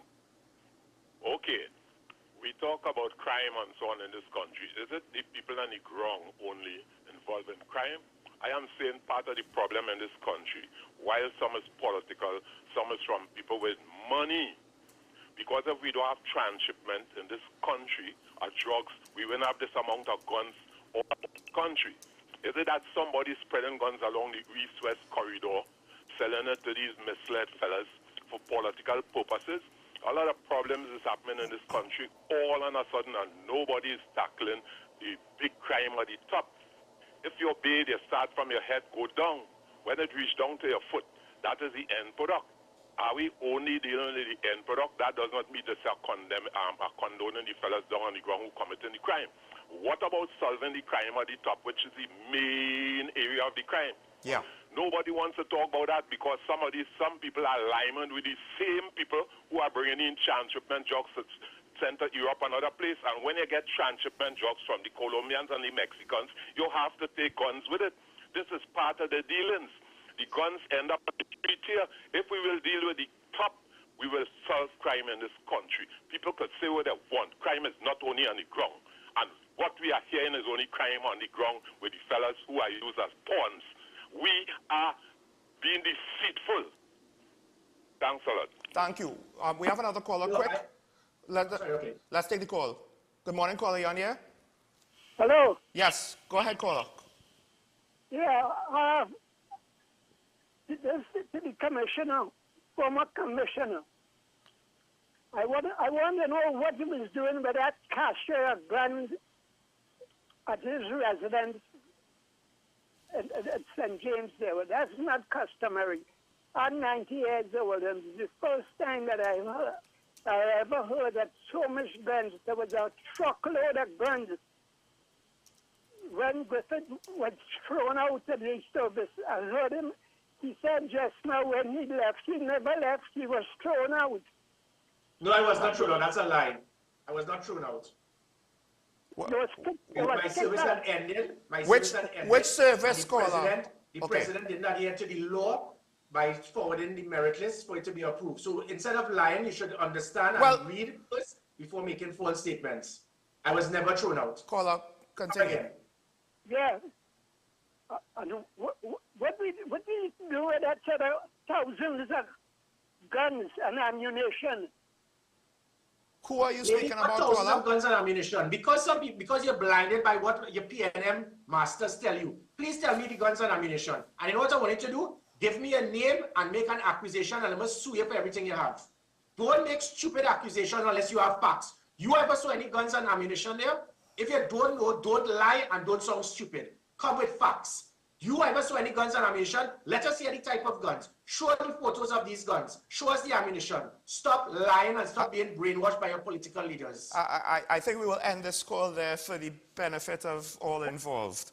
No, but Sean, this is exactly what these are the PNM fanatics. And all these thousands of guns and all these thousands. What guns are you talking about, lady? You want to hear about guns? Mr. Griffith.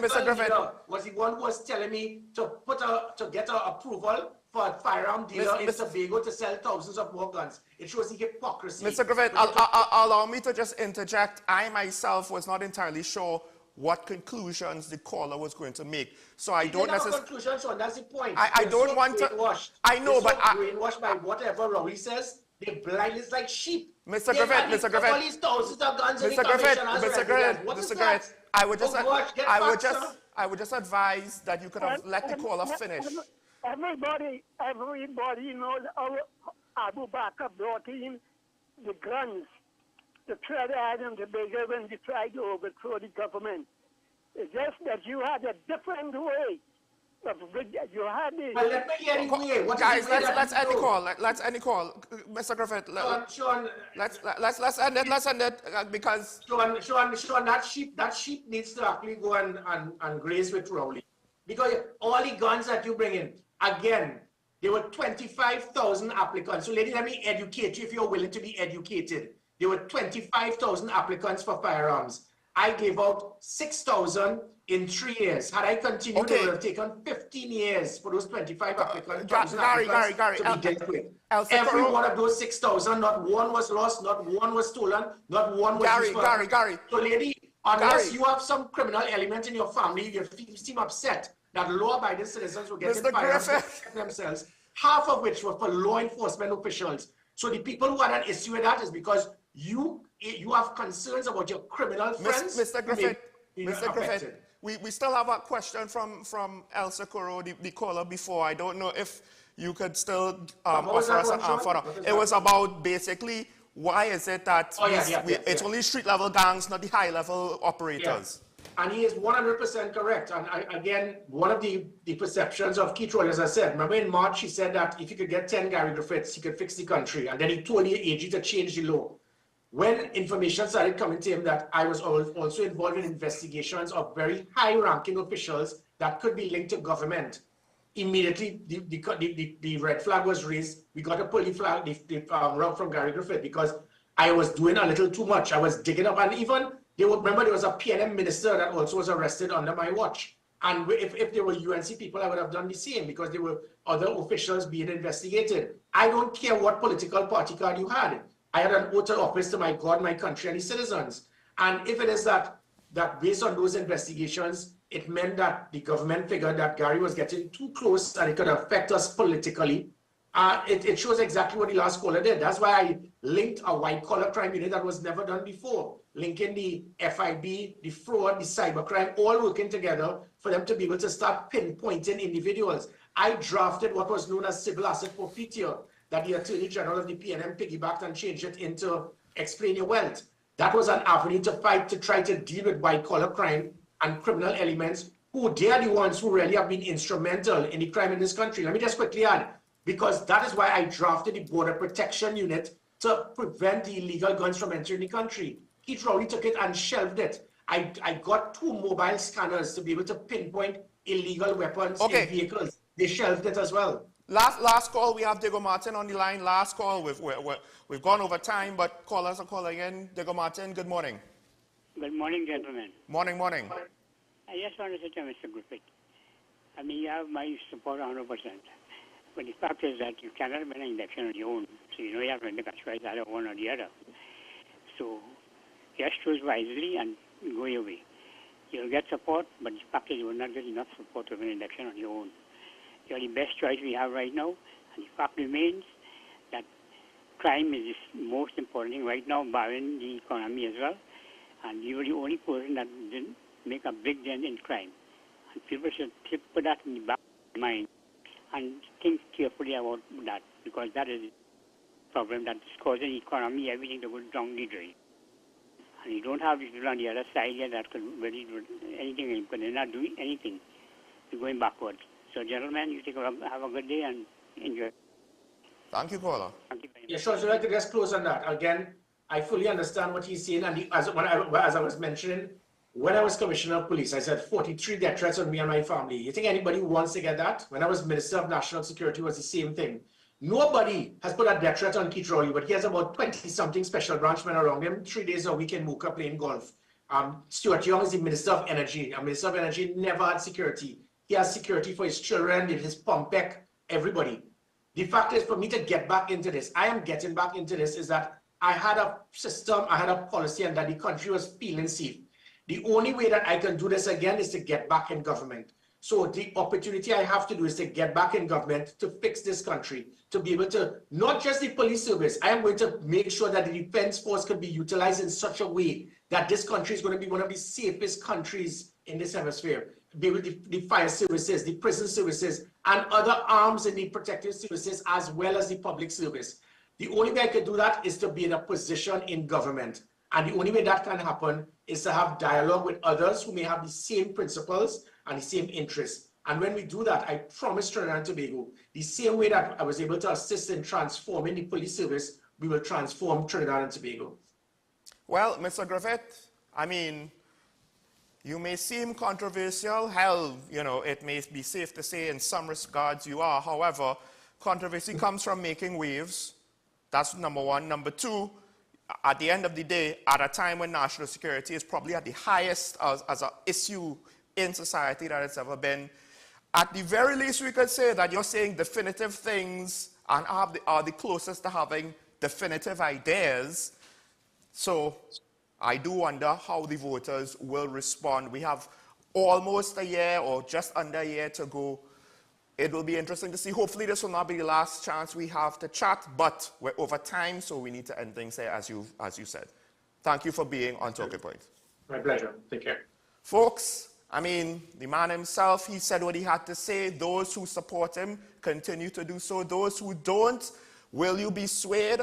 I myself am somewhere in the middle, mainly because I would like to see resolutions to things. But I will say this, I have seen the practical side of Mr. Guy Griffith. And some might say it comes with bad, others might say it might be good. Are we willing to take the chance? I won't answer that question just yet for the sake of not appearing biased either against or for Mr. Griffith. But I will say that at the very least we should dissect what he has to say and judge everything on its individual merit, as we should for all politicians. Despite all of the pessimism that we have all had and shared at various times on this show from my callers, and of course to my guests, that we have for the future of this country, I think it's safe to say we still believe in TNT. That's why we're still here. Thanks to all of the callers again for calling in and sharing their views, including the caller that apparently Mr. Griffith took an issue with. Caller, I still thank you for calling in. Hopefully we could have a better dialogue next time. Let me just put it that way. But with that said, make today a good day, as my co-host always says. We could do so if we try. Remember our allegiance to the Republic, and I will see you tomorrow. Bye-bye.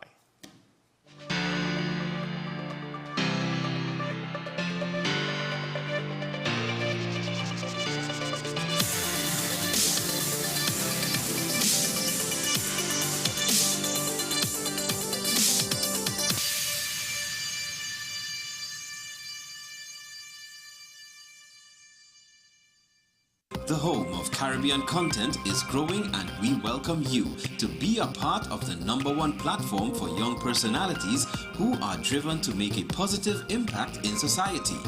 As we continue to reach every corner of Trinidad and Tobago through our daily broadcasts, our social media pages, or through our 75+ digital billboards across the nation, contact us to learn about our competitive rates via marketing at wesncc.com or call us at 628-5835. WESN Content Capital, television with a difference.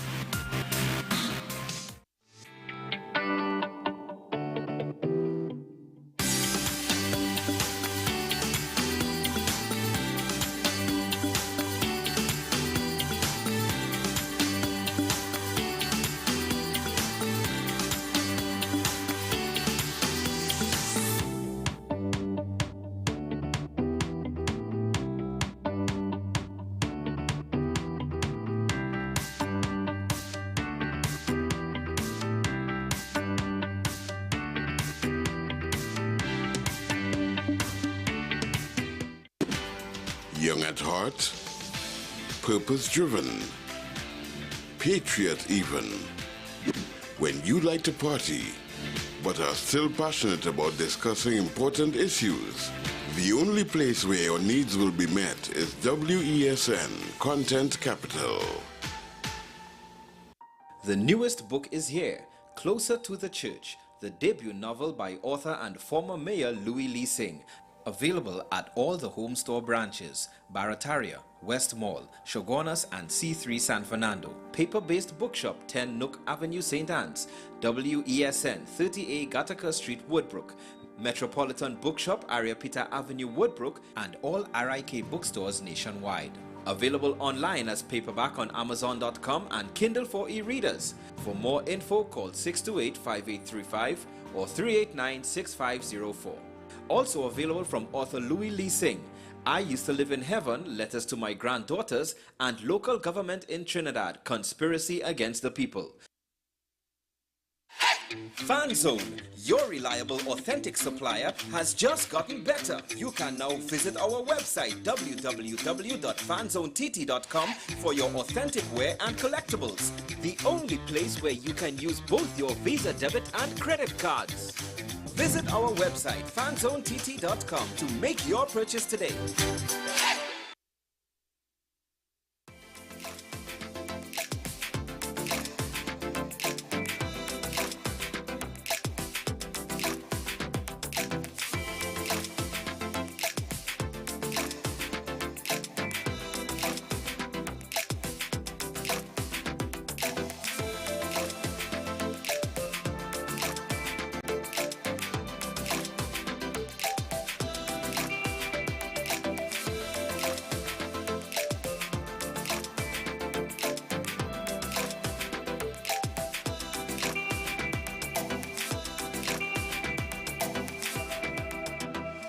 By both sides. The organization also warns that the people are not receiving sufficient humanitarian aid. By all measures, the sheer scale of humanitarian needs, the numbers of people displaced and facing hunger, Sudan is one of the worst humanitarian disasters in recent memory. In April 2024, 1 year after declaring that the war would last no more than 2 weeks, Sudan is on its knees, with no end to the fighting in sight.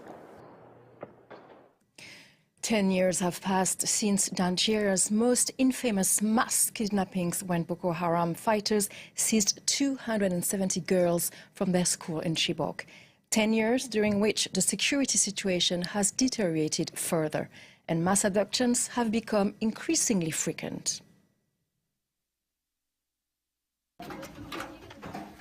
10 years after her daughter's abduction, Mary Shetima still gets her hopes up every time she hears the sound of a creaking door. Whenever I hear footsteps, I think it's my daughter coming back. Sometimes I let my hair loose and I imagine her braiding them. I've been waiting and waiting and waiting. On April 14th, 2014, Boko Haram fighters kidnapped 276 schoolgirls in Nigeria's Chibok province. The mass abduction sparked a wave of international solidarity under the slogan, "Bring back our girls," but the support of Hollywood celebrities did little to facilitate the girls' return, and a decade later, nearly 100 are still reported missing. We have failed them, the government has failed them, the international community has failed them, everyone has failed the girls. There is no doubt about it. The others fled, were rescued by the military, or exchanged for ransom by their kidnappers. Grace spent 3 years as a Boko Haram captive. She's now 27 years old and is studying to become a nurse, but the young woman still struggles to turn the page on her traumatic past. These people destroyed my life. If they hadn't taken me to the bush, my life would have been completely different.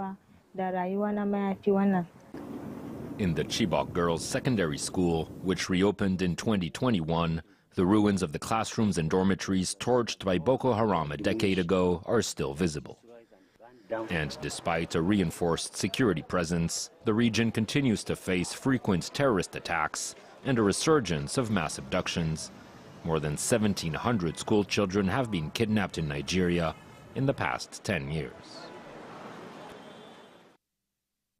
Campaigning season has begun in Chad ahead of May 6 presidential elections. Among the 10 candidates, President General Mahamad Idriss Deby and Prime Minister Success Mahara of the transitional government. Clémence Valère has more.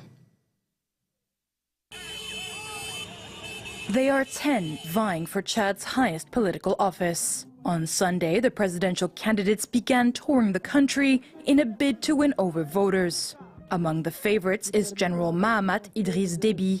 The 40-year-old was appointed head of state by 15 generals on the 20th of April 2021, following the death of his father, President Idriss Déby Itno, who held the reins of the country for over 30 years. The general initially promised to return to civilian rule within 18 months and told the African Union he would not stand for election as president. However, he extended the transition period by 2 more years and announced in March he would run. Just as I respected my commitments during the transition, I will respect my commitments if I'm elected President of the Republic of Chad on May the 6th. Another favorite is Succès Masra, Prime Minister of the transitional government. A former executive of the African Development Bank, he left his post in 2018 and subsequently became one of Chad's main opposition members. He fled the country following the bloody protest of October 20th, 2022, which saw hundreds killed by police and at least 1,000 others imprisoned. The authorities acknowledge only around 50 deaths. Masra returned to the country in November last year, 3 days after signing a reconciliation agreement with the junta, granting amnesty to all the October 20th demonstrators. Today we're in the majority, and I'd say we're the slight favorites. The various polls, including all the media, including the latest, including the most secret, predict us as winners in the first round. The presidential campaign is taking place amid tense circumstances, marked in particular by the death of Yaya Dillo nearly 2 months ago. Cousin and vehement critic of Mahamat Idriss Déby, he was killed in February during an assault on his home. The first round of the presidential election is scheduled for the 6th of May. African sprinters with their eyes on the Paris Olympics had a chance to practice over the weekend at the Cape Kino Classic in Nairobi. The continent's fastest contender was there and is planning on taking the rest of the year with a bang. A sense of disappointment overwhelms the Nairobi City Stadium. Africa's fastest man, Ferdinand Omanyala, finished 5th in Kenya's International Athletics meet on the weekend of the 20th of April. But the 2022 African and Commonwealth champion isn't worried. He's slowly picking up momentum as he builds towards this summer's Olympics in Paris. What I can tell the fans is that we're approaching this season differently. I don't want to peak too early. I don't want to peak in March and then go down before August. So that's the plan that we have. So now we're just going to make sure that we correct everything as we go on. At the 2021 Olympic Games in Tokyo, Kenya won 10 of the 37 African medals, mainly thanks to its performances in long-distance meets. That year, Omanyala made history by qualifying for the 100-meter Olympic semi-final. Of course, the short distance races are a little dominated by Jamaicans and the Americans, and also some of the guys in the UK, and perhaps even Nigeria as well, in some sense. But I think that it's had a very good season. There's been a lot of build-up to the event, and a lot of preparations going to it. And I trust that we're going to see a very, very solid performance this time around. In the land of long-distance runners, Omanyala is on a mission to popularize sprinting, and the Athletics Federation is training a whole new generation of sprinters. There is going to be relying on the traditional medium and long distance races, but there will definitely be expectations for Kenyans to sort of, win a medal in the sprints or possibly get to the final. And this year, athletes could have yet another incentive to win gold in Paris. For the first time, the World Athletics Federation will give a €50,000 reward to its Olympic champions.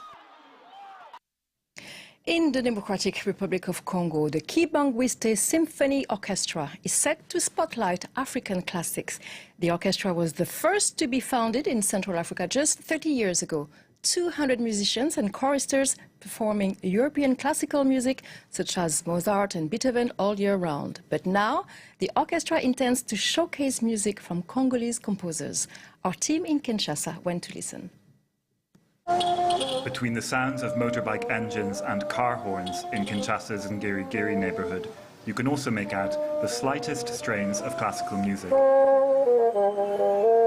Johnny practices scales on his bassoon, an instrument he taught himself to play over 30 years ago. There was no teacher, no coach, no book on it, and also it's an instrument that's known in this country because Congolese music has nothing to do with the bassoon or the clarinet and all that. And when I picked it up, I was curious to see what it sounded like. Johnny's love of music led him to join the Kibangwiste Symphony Orchestra.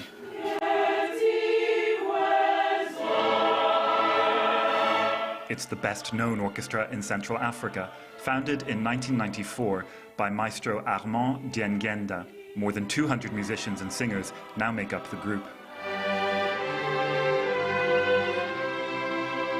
Today at the Conservatory, there's a dress rehearsal ahead of the orchestra's next concert. We don't have to continue the note there. Let's put in a caesura.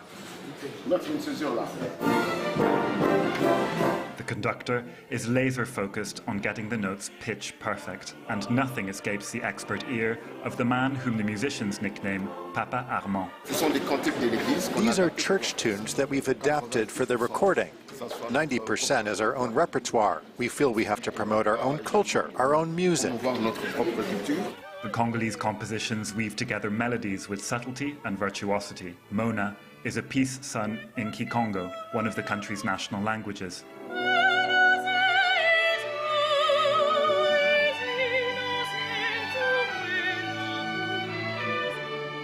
The Congolese repertoire demonstrates the orchestra's enthusiasm for classical music as a universal heritage. A bit of music to end our edition. Thank you for watching Across Africa.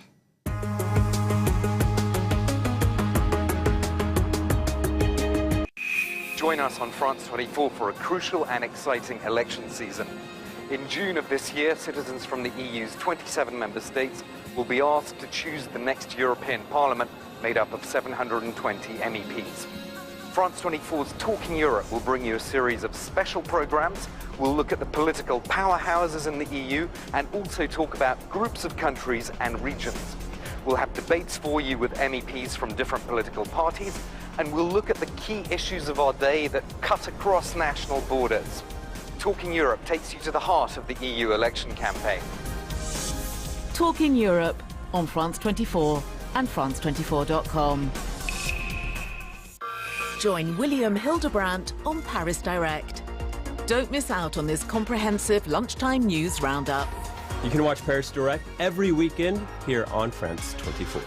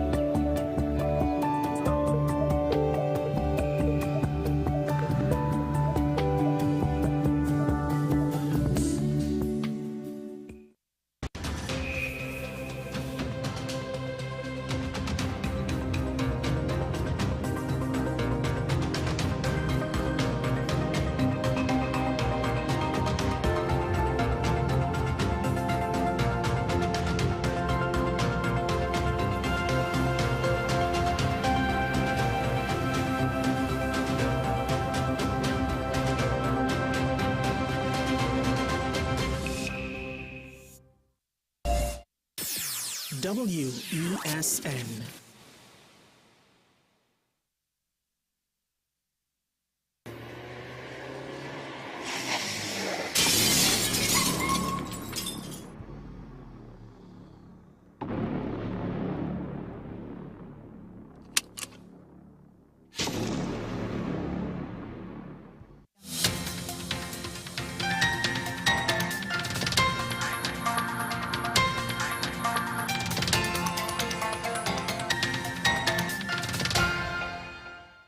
This is WESN's News on the Hour. Thank you for joining us. Here are the headlines. Tobago Health Secretary confirms struggle with outdated ambulance fleet. Opposition urging the government to release the findings from PAHO. And in international news, Argentina seeks arrest of Iranian minister. With the details, I'm Keaton Shaw. Dr. Faith B. Israel, Tobago's Secretary for Health and Wellness, has acknowledged the challenges faced with the ambulance fleet on the island. Addressing reporters during a Tobago House of Assembly post-executive media briefing on Wednesday, Dr. B. Israel revealed the difficulties encountered upon assuming her role in 2021. She outlined that the existing fleet were outdated and unfit for service, posing risks to patients due to frequent breakdowns. But Dr. B. Israel highlighted that efforts have been made to address this issue, with a new fleet being procured.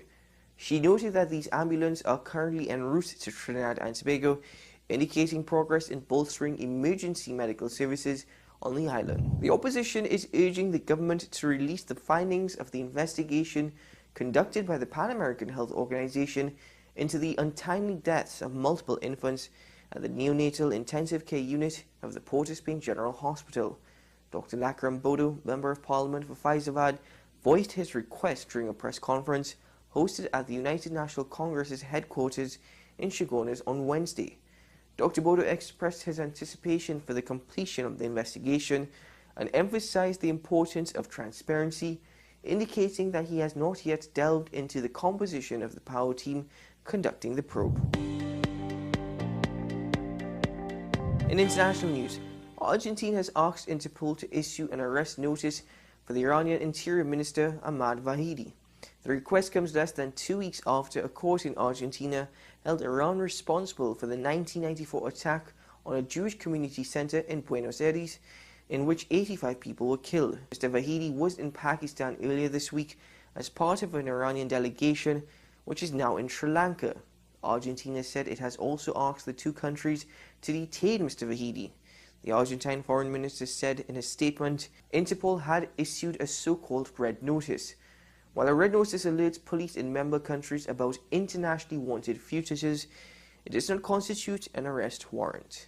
That's news to the hour on WESN. I'm Keaton Shah. Thank you for watching. We'll have more for you at the top of the hour.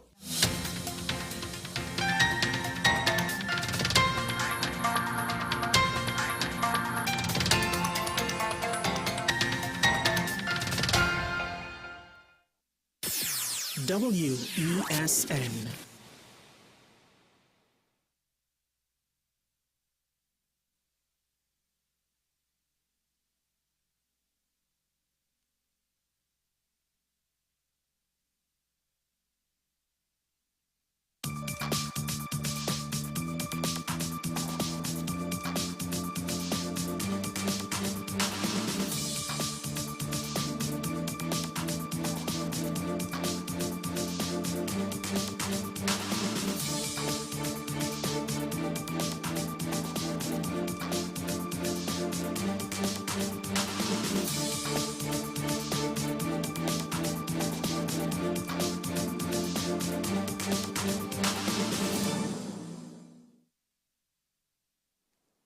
Good day and welcome to a new episode of Strictly Legal on WESN Content Capital. I am your host, Rondell Dono, attorney at law. Once again, I'm happy to be alive. I'm happy to bring the law and you. Of course, you can stream us on WESN platforms as well as traditional media and our podcast, Strictly Legal with Rondell Dono. Today, we are going to go into the medical legal type of program today, where we are going to speak about the legal implications of medical malpractice, patient rights and responsibility. And I have none other than Mr. Robert Otway, who is a very experienced attorney at law, having been called to the bar in Trinidad and Tobago on July 1977. I believe he started practicing law in 1977. Of course, he has been partner in Lex Caribbean, Hammersmith & Co., where he headed the civil litigation department. In 1995, he would have set up his own practice, which he has been carrying under the name of Otway & Associates up to today, continuing the work of medical legal claims, which includes, including against doctors and private institutions, and also representing public hospitals through the relevant regional health authorities. Mr. Otway continues to work, although he's currently, as he said, in semi-retirement in Mexico. So that's why we'll be joining him via Zoom today. And of course, I'm very honored to have him as a guest specifically to speak about the whole issue of medical negligence. So I will bring him on now. Good day. Well, it's still morning. It's about 2 hours behind, as you said. Mr. Otway, how are you doing? Fine, thank you, Rondell. Pleasure to be here. One slight correction. The first name is Robin. Robin. Why am I saying Robert? Robin. Robin, yes. My apologies. I'm so sorry. Yes, That's Robin. all right. Robin Otway. Yes. So how are you? I'm going fine, thanks. Enjoying life in Mexico. Nice, lovely. Yeah, the weather looks lovely over there. At It's least from hot what I'm right now. seeing. It gets really hot, like 44 degrees yesterday. Oh wow, yeah, that's a lot. That's a lot. That calls for AC weather. But in any event, we are speaking about medical malpractice, particularly in our jurisdiction, Trinidad and Tobago, as well. I mean, of course, this type of law, area of law, is also widely known in the Caribbean and the world. So let's just get into what are the elements, or rather, the legal definition of medical negligence. Could I first start with the general definition of negligence, which is a very wide application? Could apply to a motor car accident, somebody falling in a hole along a street and claiming that a borough council or governmental authority is responsible, somebody hitting another person. It's very wide ranging, and it's defined as the failure, this is negligence generally, to exercise the care towards others which a reasonable or prudent person would do in the same or similar circumstances, and it can consist of acts or omissions when there's a duty, where there is some duty to act, for example, to help a victim of your previous conduct. Coming now specifically to the medical legal aspect, how negligence is seen in medical negligence cases. And there are two fundamental questions to be asked there. Now, we don't have anything like what you might call a Bill of Rights for patients who may want to bring a medical legal action. So the definitions come from what we lawyers call the common law, that is, precedents of judgments delivered by the courts and which have been accepted over the years. And this one is very much the definition that is followed generally in the Commonwealth. It comes out of an English case. And the first question is, has the doctor practiced up to a standard expected of a reasonably competent medical practitioner in the particular field? The standard expected of a reasonably competent medical practitioner in the particular field. Now, I'm going to come back to the words "the particular field" in a bit. Indeed. The second fundamental test, when a doctor follows a particular practice, and this can apply, I think, in particular to surgery, where a particular operation is being carried out in a particular way. So the second fundamental question in terms of the practice, how the doctor does his work, has the doctor adopted a practice accepted as proper by a responsible body of medical opinion in the same field? So we come back to the word field, particular field earlier, same field. So the question there, in terms of the particular field, if a general practitioner were to undertake something that was considered a specialist task, he would be judged by the standards of this specialty. If he's unable to meet those standards, then he will be held negligent for undertaking work beyond his competence. Do you think, Rondell, I've expressed that in a way that's not too sort of legalese? Indeed. So basically we are saying that, of course, the standard of proof is what is reasonable. That is, in terms of the doctor's practice. Now, who decides what is reasonable in terms of how the doctor or how the medical institution deals with patients? Medical legal field, it would be the courts. The courts would decide. A case in medical negligence is prepared in a particular way. It's a complex area of litigation. There are obvious cases at times. For example, there have been cases where a patient goes into surgery to have one limb, or say one leg amputated, and the doctor cuts off the wrong leg, he amputates the wrong limb. Now that's open and shut, right? Once the records are clear that the injured limb was the one to be removed and it wasn't, then that should be open and shut. But very few cases are open and shut in the medical legal field, and it boils down to the expert witness as the cases get more complicated. Of course, and the situation that we have at hand, I mean, there's a lot of different types of cases where some form of negligence would have occurred, perceivably occurred on the doctor's part. Now, in terms of those type of cases, and of course the patient's rights, right?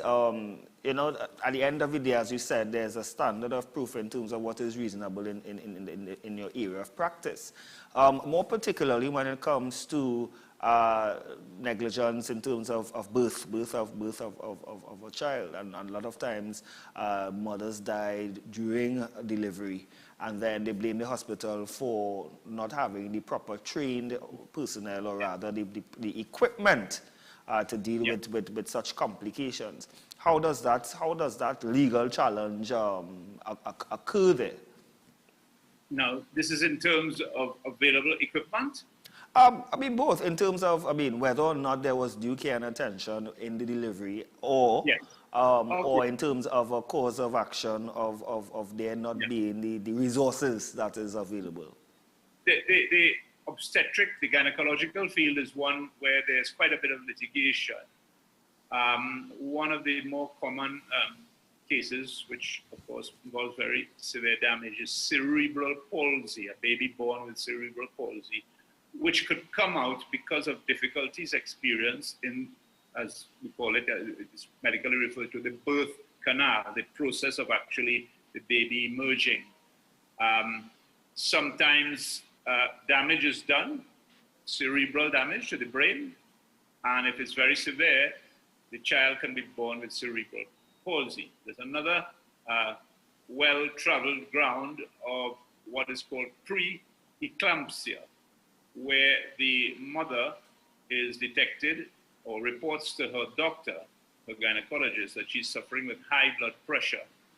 And that requires that particular care be taken, because it could lead to both mother and child, or one or the other, or both dying at on the table as delivery is taking place.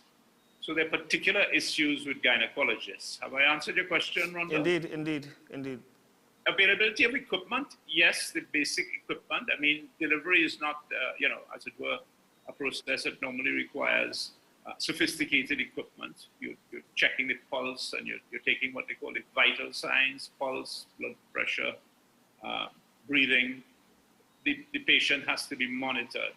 There are cases, of course, with surgery generally, and in delivery of children, where it's done by a cesarean, where the patient is under an anesthetic. And anesthetists are also quite commonly sued.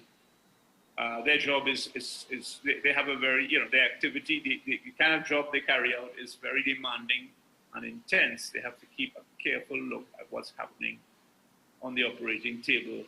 How is the patient breathing? Monitor the vital signs. Are there any signs of distress? And take appropriate action. And they are also responsible for post-operative care after the operation and the immediate period following it. And the test law is basically 24 hours to make sure that the patient is properly monitored. If there's the need for painkillers, that the right amount is given, and the general care to be taken by the nursing staff, if it's in, well, it would normally be in a hospital or private clinic. So he has a particular responsibility. And generally, when a patient dies within 24 hours of an operation, it is, at first glance, it's what they call the first suspicion question to be answered is this an anesthetic death, is the term used in the case law, the cases that are precedents. So the anesthetist is one to take particular care. The surgeons are exposed. I think surgeons generally, but orthopedic, bone specialists, sometimes person comes in with serious bone injury, say from an accident, and the orthopedic surgeon has to take particular care as to how he deals with this person. So surgery is a particular area generally where there's quite a bit of litigation. Gynecology, sometimes as simple as, let's say a man goes for a vasectomy and it doesn't work. There are cases that suggest that the doctor might be responsible for raising the child, taking care of the expenses. Of course, we'll come at some point whenever you're ready to the issue of informed consent. And actually, operation is guaranteed to be fruitful. I am happy that you did, that you actually raised that issue, because that will be my next question in terms of understanding what is informed consent with respect to a patient consenting to, one, this medical procedure, two, the fact that there are risks involved, and whether that risk will absolve the doctor and or the medical institution from a liability should something go wrong. Yeah, that's an area that's developed more recently, and when we say more recently in law, that could be going on to 100 years. So I don't think it's as long as that. The doctor has a duty to obtain an informed consent, and it must be to safeguard his or her position in writing, signed by the patient, and he must warn the patient of any reasonable risk of the procedure. Sometimes there could be, in surgery, nerve damage, and there are various risks. There are risks involved in anesthetic. Some people are more susceptible. They don't react well to the anesthetic. They may have heart issues. They may have breathing, respiratory issues. And so you want, for example, a case where a person has a steel rod, a scoliosis operation, higher up in the spine. The neck may not be very flexible, and this may cause issues with breathing. So, as I say, the anesthetist has particular responsibilities. The surgeon, too, must make sure the patient is warned. Some risks are very far-fetched. You wouldn't expect it, but the normal and risks to be reasonably expected of a particular procedure. The patient must be informed of those and therefore give an informed consent. Yes, doctor, I understand that this procedure has some risks. I agree to undergo those risks. You know, a person may have cancer, dying of cancer, there are risks. But of course, if the operation is not carried out, the person may die fairly quickly. But, so, even if there are risks involved, does that now qualify, or rather, does that now mean that one cannot sue or take action against a hospital for whatever negligence that may come with that risk? Because yes, you're taking a risk, but sometimes there may be something that went wrong that is not the patient's, that has nothing to do with the risk involved, but more to do with malpractice. Yes. The informed consent is relevant, medical, legally speaking, where one of the risks that one could reasonably expect, affects the patient. There are other issues that could go wrong. The operation is carried out in a way where the patient bleeds out, bleeds to death. It leads to complications like that. And post-operatively, the anesthetist has his responsibilities, and the nurses, the private hospital or government hospital, they have a duty to ensure that the patient is properly monitored.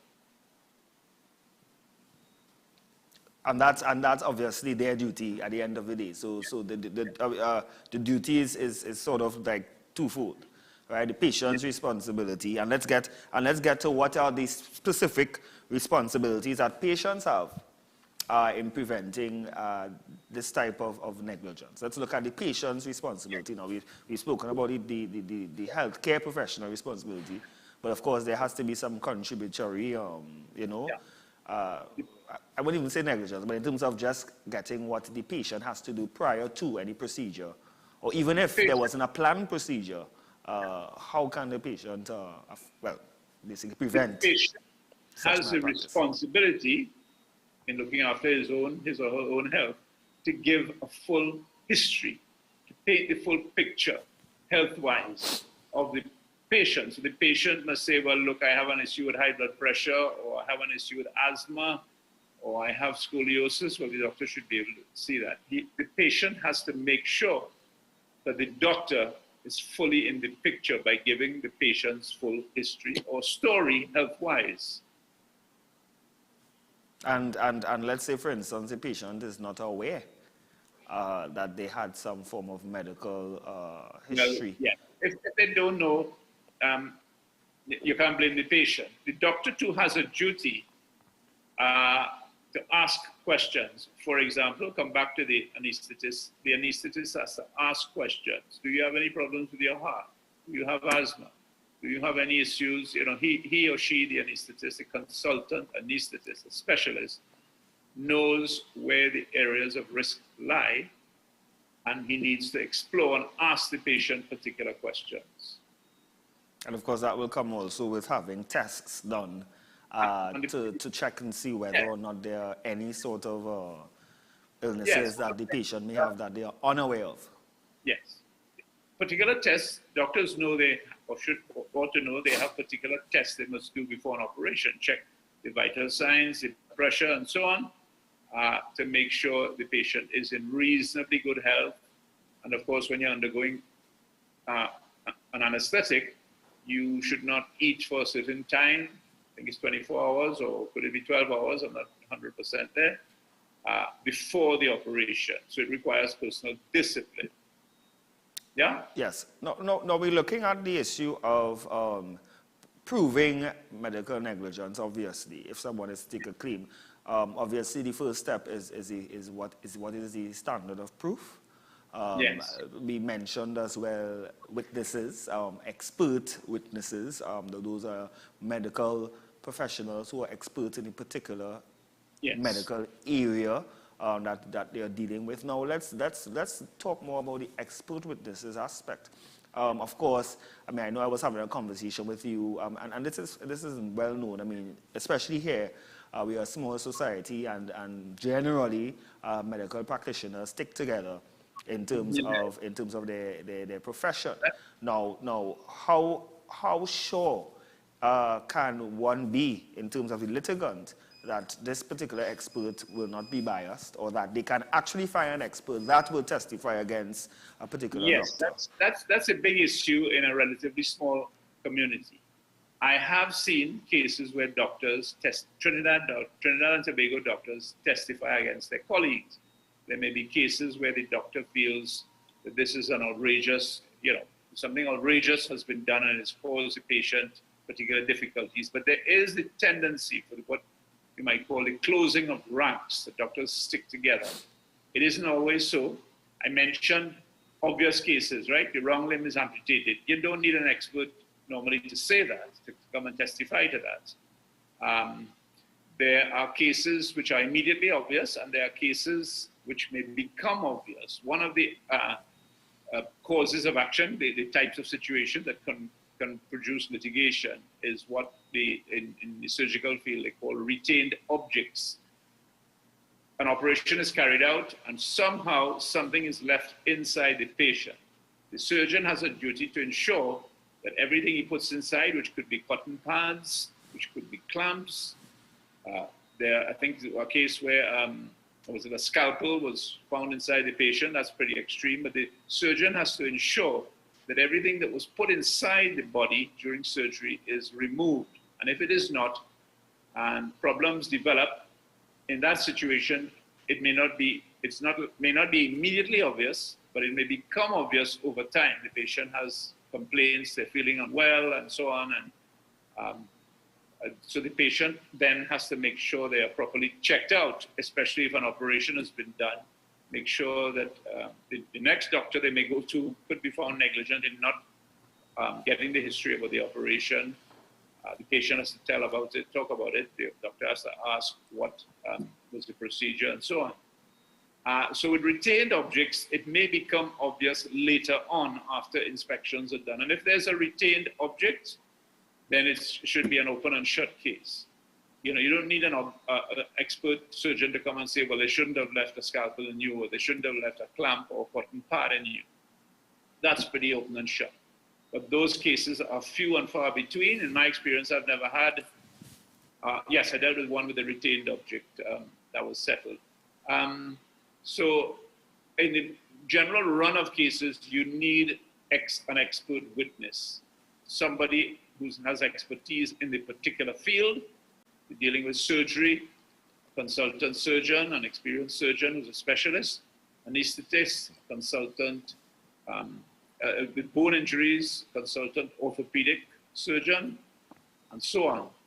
So you need to source a witness. Now, if a case is being prepared responsibly, you need to get advice before you file the case in the court to set out the claim, to set out what we call the particulars of negligence. Where are you saying the doctor in question went wrong? What did he do wrong? In the case of an anesthetist, it may be he overprescribed the pain-killing drugs to a patient with a history of respiratory breathing issues. So you need expert help, and that can be difficult to get and expensive.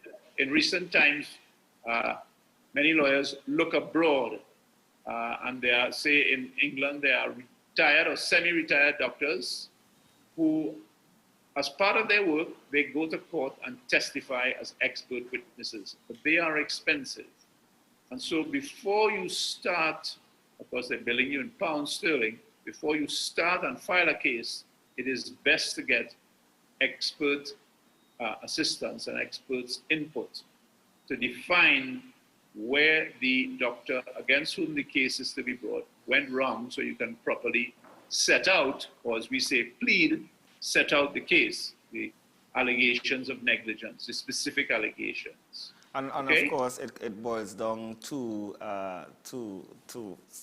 cost, and this is one of the main reasons why you find that there are a lot of issues or a lot of malpractice that may have occurred, and persons just can't afford an expert, because obviously we require an experienced attorney, as well as getting an opinion prior to know the strengths of your case. And obviously this can only be done if you have the funds available.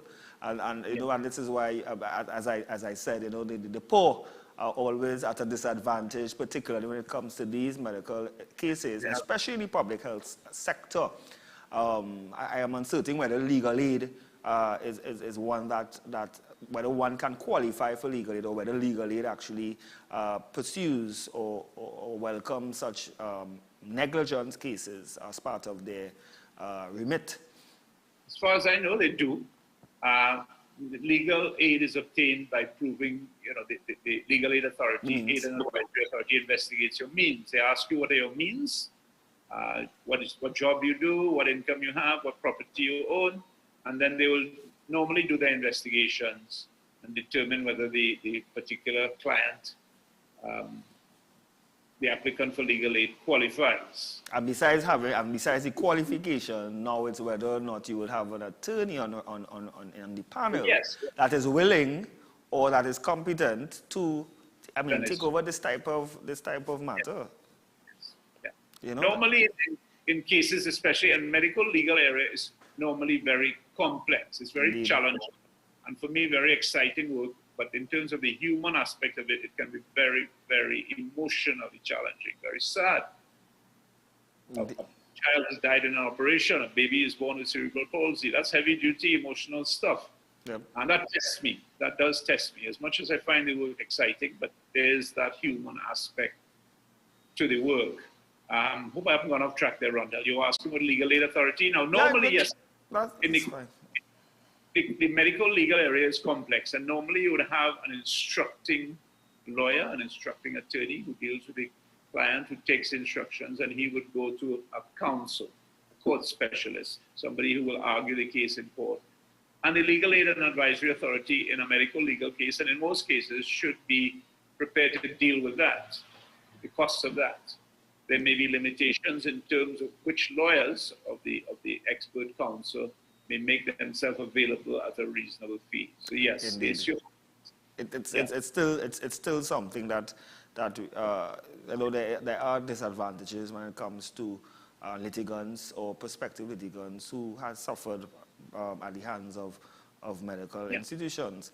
If we are to look at in terms of compensation damages, what type of damages someone seeks, a patient, well, someone who seeks, because it can be a patient or it could be an estate, because obviously patients could be, if they are deceased, then it becomes their estate suing, taking action. But so what type of damages can one seek?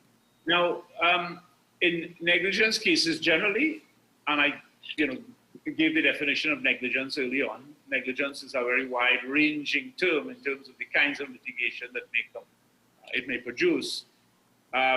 There's a principle, and I'll use a Latin expression, restitutio in integra.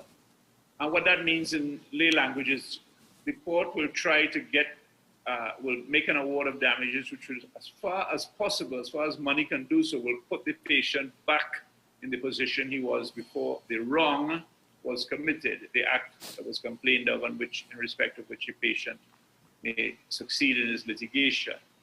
And that could include having a corrective procedure done. A patient where the operation has gone wrong may have to be hospitalized for a long period, may have to get specialist medical attention. There are cases where patients go into a coma and stay that way for a long time and may die after sometimes years. And so doctors have to come home, ambulances sometimes when there are emergencies have to be used to take the patient in a coma to a clinic. So all of that is what, so far as those expenses, those costs have been incurred, you've had that money spent before the trial takes place, it's called special damages, actual monetary sums spent. Yeah. So you have special damages, money spent. You have general damages, which could include pain, suffering, and loss of amenity. So a younger person, let's say one who's very active, a professional basketball player, a lawyer who, because of an operation, is disabled in terms of his mental capacity or physical capacity, professional. That's why the somewhat cynical expression, cheaper to kill than to maim. Sadly, it's not a joke, but it's if you have somebody who's living with a disability, say under a coma, or who's living and they can't perform their normal duties, a lawyer badly injured in an accident, doctor, accountant, any other professional, anybody with a high-earning job, financial person and so on, their future losses. So had they been able to continue working, they would have got future earnings, they have future losses, medical expenses. The court has to go try to make an award there. And sometimes it's very difficult. It's almost like an actuarial exercise. Pain, suffering, and loss of amenity looks at what the patient has endured. He may be in agony, may suffer daily pain because an operation, let's say, some form of medical treatment has gone wrong. So he is compensated. And in that situation, the court will look at the case law, the precedents. The precedent, of course. Of this age, with a young person, they have a much longer life ahead of them, or if they die in an operation, let's say a university graduate just starting his career, he has a long period ahead and may be expected to give support to his family, he may have a wife, children. They're deprived of his love and affection and attention and his support. There's what we call under pain, suffering, loss of amenity. One aspect of that is loss of enjoyment of life. And Robert, Yeah. Indeed, can we, let's take a pin there. We have to take a break and we'll be right back speaking just about the pain, suffering, loss of amenity so we can get a general overview of the damages. You're watching Strictly Legal. We'll be right back.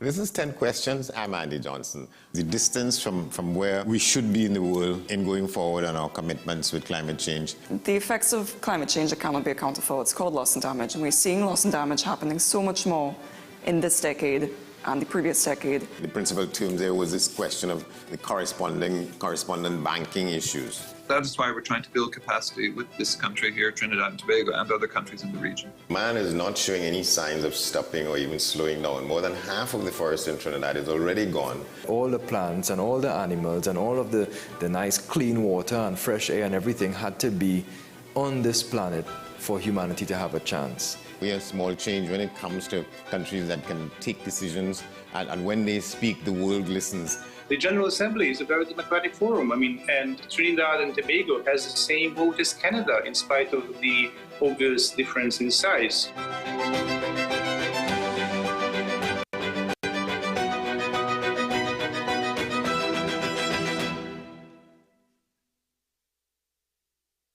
This is Face of Sports, WESN Content Capital.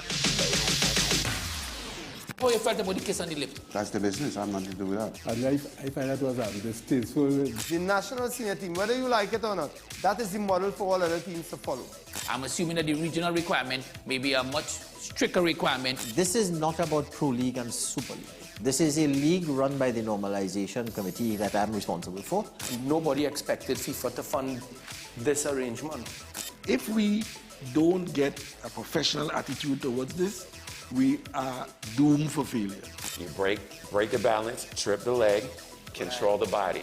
They ain't gonna stand put forever. Why you want the Chiefs to lose so? Why you want the Chiefs to lose so? They already have two. Lamar don't Why? have. You're jealous because you know the Chiefs getting closer to the Patriots. Let's go to the last part. No, of the not no. Let's go to the last part.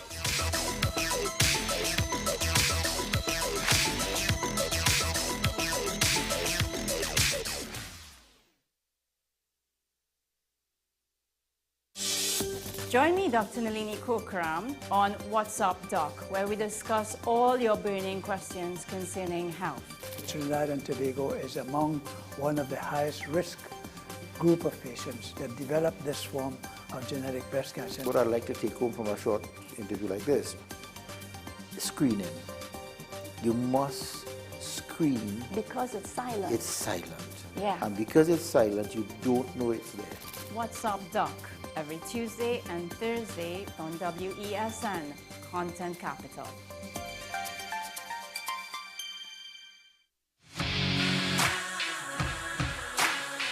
Every day, we communicate through stories. Stories of ourselves, our challenges, our goals, our experiences, and our aspirations.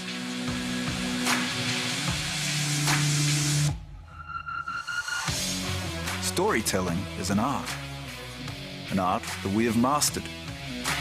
WESN Film Studios comprises a collaborative team of experts with extensive industry experience locally, regionally, and internationally.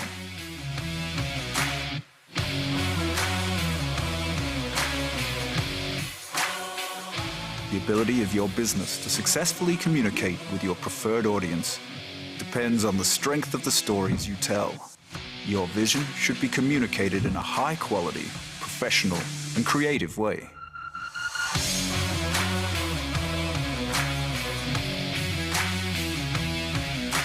From concept to post-production, advertising to film, multi-camera productions, live events, streaming, and virtual conferencing, we are WESN Film Studio. Let your own unique voice be heard and your vision realized.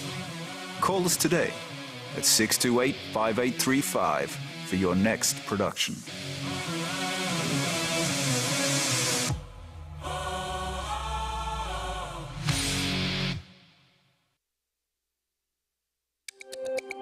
Every word, every line, every paragraph depicts a real moment in someone's life. A father, a sister, a mother, a brother. We at Newsday are dedicated to you, the people, and through independent, unwavering journalism, strive to always bring your stories to life. Because your stories are more than just words. Newsday, independent and credible. Take some time for yourself or spend some time with the family at Sandy Point Village Hotel. Enjoy our various studio and suite apartments, self-contained with their own kitchenettes and Wi-Fi. We also have our famous 100-foot swimming pool and our beachfront restaurant, the Steak and Lobster Grill. And our location in Crown Point puts us near the center of activity from the nylon pool to the local nightlife. Call us and make your reservations at 639-8533, 389-2378, or email us at sandypointvillagehotel@gmail.com.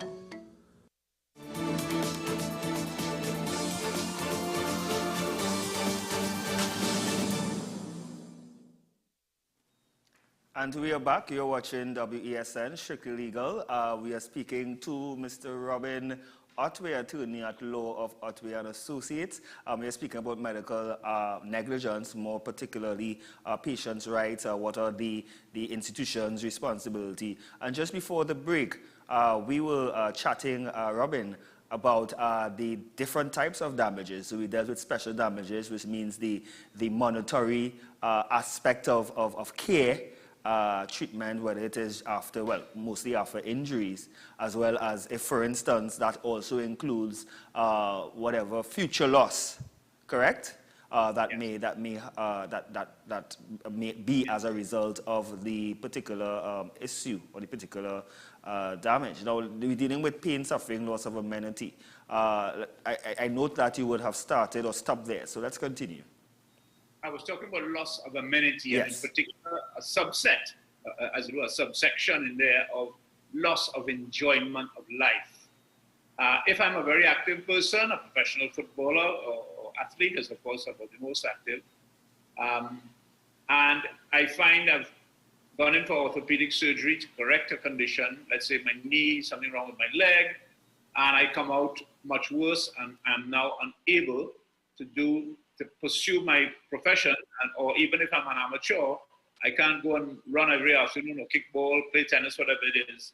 So the loss of enjoyment is more acute, is more severe, and would cause a higher award from the court, always in these areas based on precedents, cases that have gone before, decided, and the higher the level of legal authority, the better, the stronger the arguments would be. And when I say the higher, you have the High Court, we have a Court of Appeal, and the highest court is the Privy Council. So as a lawyer preparing a case like that, you look for where you can get the highest level of previous decisions coming out, say, of the Court of Appeal, if you're in the High Court, arguing your case in the High Court, or the Privy Council is the most strongest. So you look for cases like that and examples where, let's say, a very active person is not able to pursue their activities, whether professional or amateur. What are the precedents involved? And there's I would call it an actuarial process, because you may be looking at a precedent that comes from 10 years ago, but money worth more now. You know, cost of living, the value of the money has gone down, I should say. So you look at all these factors, because it can be a very difficult exercise. One judge described it as a bit like putting your finger in the air, but it's not exactly. You're following the precedents, and you're trying to achieve that restitutio in integrum, put the patient, the litigant who's successful, back as far as money can do so in the position they were in before the operation. And this also, I mean, one of the compensation will also include general. Well, part of the general damages is actually how would one assess, as you said, actually, how would one assess how much money compensation should one get based on the type of injuries? So this is where you would use similar cases. Like for instance, if one lost a limb, then you will use similar cases as to what award the court would have presented, whether it is 100,000, 200,000. And as close as possible, the precedent, the case that you're going to try and use as a reference to the judge. The person is in a similar position, of a similar age, played a similar sport, or whatever it was. And in loss of enjoyment of life, if I may just touch on that very briefly, that's a particular interest. You know, I was looking at a case where a person, after an operation, they went into a coma. And there's an English authority, an English decision of a very high level. I think it was their highest court is called the House of Lords. And a young anesthetist, not long into her career, but very promising, very capable, underwent an operation herself. And because of anesthetic issues, she went into a coma. And the case was argued pro and con. The lawyer for the poor lady, her family, argued that even though she was unaware of the position she's in because of the coma, therefore it's not sad that she can't get married and have children. The lawyer for the particular hospital in England argued that, look, this person is out of it. But the court decided that even though they're not aware of the loss of enjoyment, they have suffered a loss of enjoyment. And they gave a figure, an award in pounds sterling, quite a healthy award for that loss of enjoyment of future life, even though the poor lady was not aware of it. Yeah, and of course, no amount of money can put you back to where you were or bring back life, but of course it can provide some form of temporary comfort for unfortunate events. Of course, you can call in live 628-4578 if you have a question, if you have a comment. That is 628-4578. I'll be with Mr. Robin Otway, attorney at law. Robin, let's deal with alternative dispute resolution methods. Are there such methods available instead of having to go through litigation, which is quite expensive? What other alternative dispute ADR, as we said, can be achieved? Yeah. Very good question. Very interesting question. Mediation should be your first port of call. Alternative dispute resolution can take the form of mediation normally, or arbitration.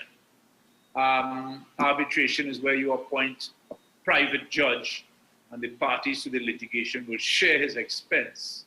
So that's fairly costly. Mediation is a process where you appoint an impartial person, a certified mediator, to conduct a mediation where the mediator encourages parties. What the mediator does, the basic role is to facilitate a discussion which hopefully will lead to a settlement. And mediation, I have found in my own experience, is a very positive process, much less expensive. You have to pay the mediator. The mediator's costs are shared. The mediator is not a judge. The mediator is encouraging the parties, and this normally requires them to work with the lawyers. But in my experience, sometimes the clients themselves can be the difficult ones, not always, but it's usually we lawyers who pose some problems.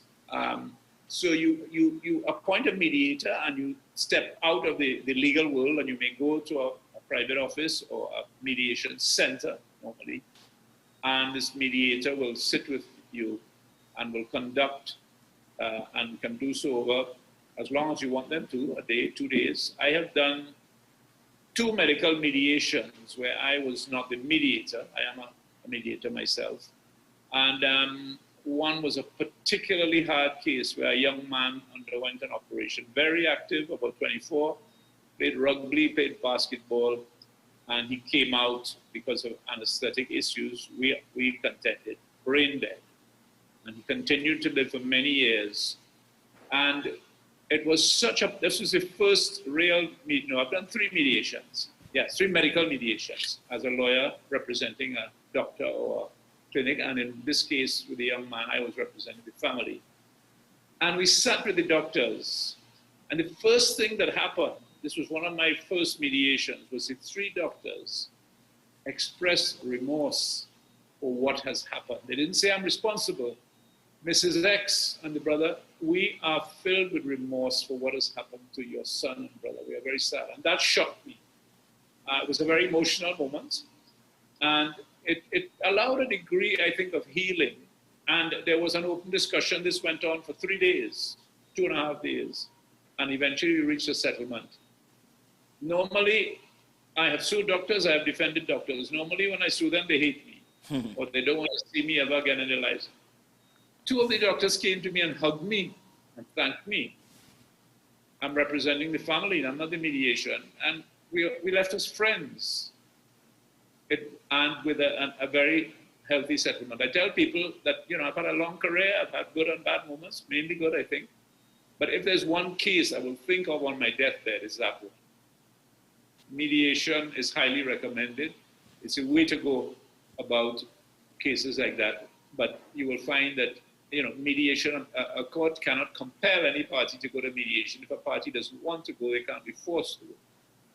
And if a party doesn't want, or their lawyers don't want to settle at mediation, the mediator cannot force that. Mediator is a facilitator, and not a judgment maker. And of course, it's a healthier and practical and less expensive way of dispute.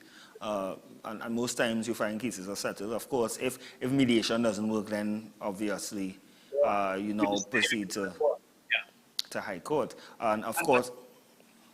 Yeah, one of the positives of mediation is even me going with this family, you get to understand better the strength and weaknesses of your own client's case and the opponent's case. So it helps you even if the case has to go forward. Now, in terms of the statute of limitation, and when we say statute of limitation, we mean how long can you take to bring an action against a doctor or a public health institution or a private health institution? The basic period, and I can read from the particular act, is called the Limitation of Certain Actions Act, enacted, and it came into force in 1997. It's 4 years from the date, and I'm actually looking at it now, the particular section. It's 4 years from the date when the injury occurred. Excuse me a second. Yes. An action to which this section applies shall not be brought after the expiry of 4 years from A, the date on which the cause of action accrues. So take the amputation case, come out the operation, the wrong leg taken, that's immediate. The date on which the person injured first acquired knowledge of the accrual of the cause of action. So the retained objects case is relevant there. It may take you some time before you realize, okay, something went wrong during the operation. I don't know that immediately I'm coming out of the operation. And the period is extended where the person dies, the patient, let's say, dies within that 4-year period, in which case their estate, what we call a legal personal representative, executor or administrator, person representing the estate for the purposes of the law, will then bring the action, and they have a longer period because of the death.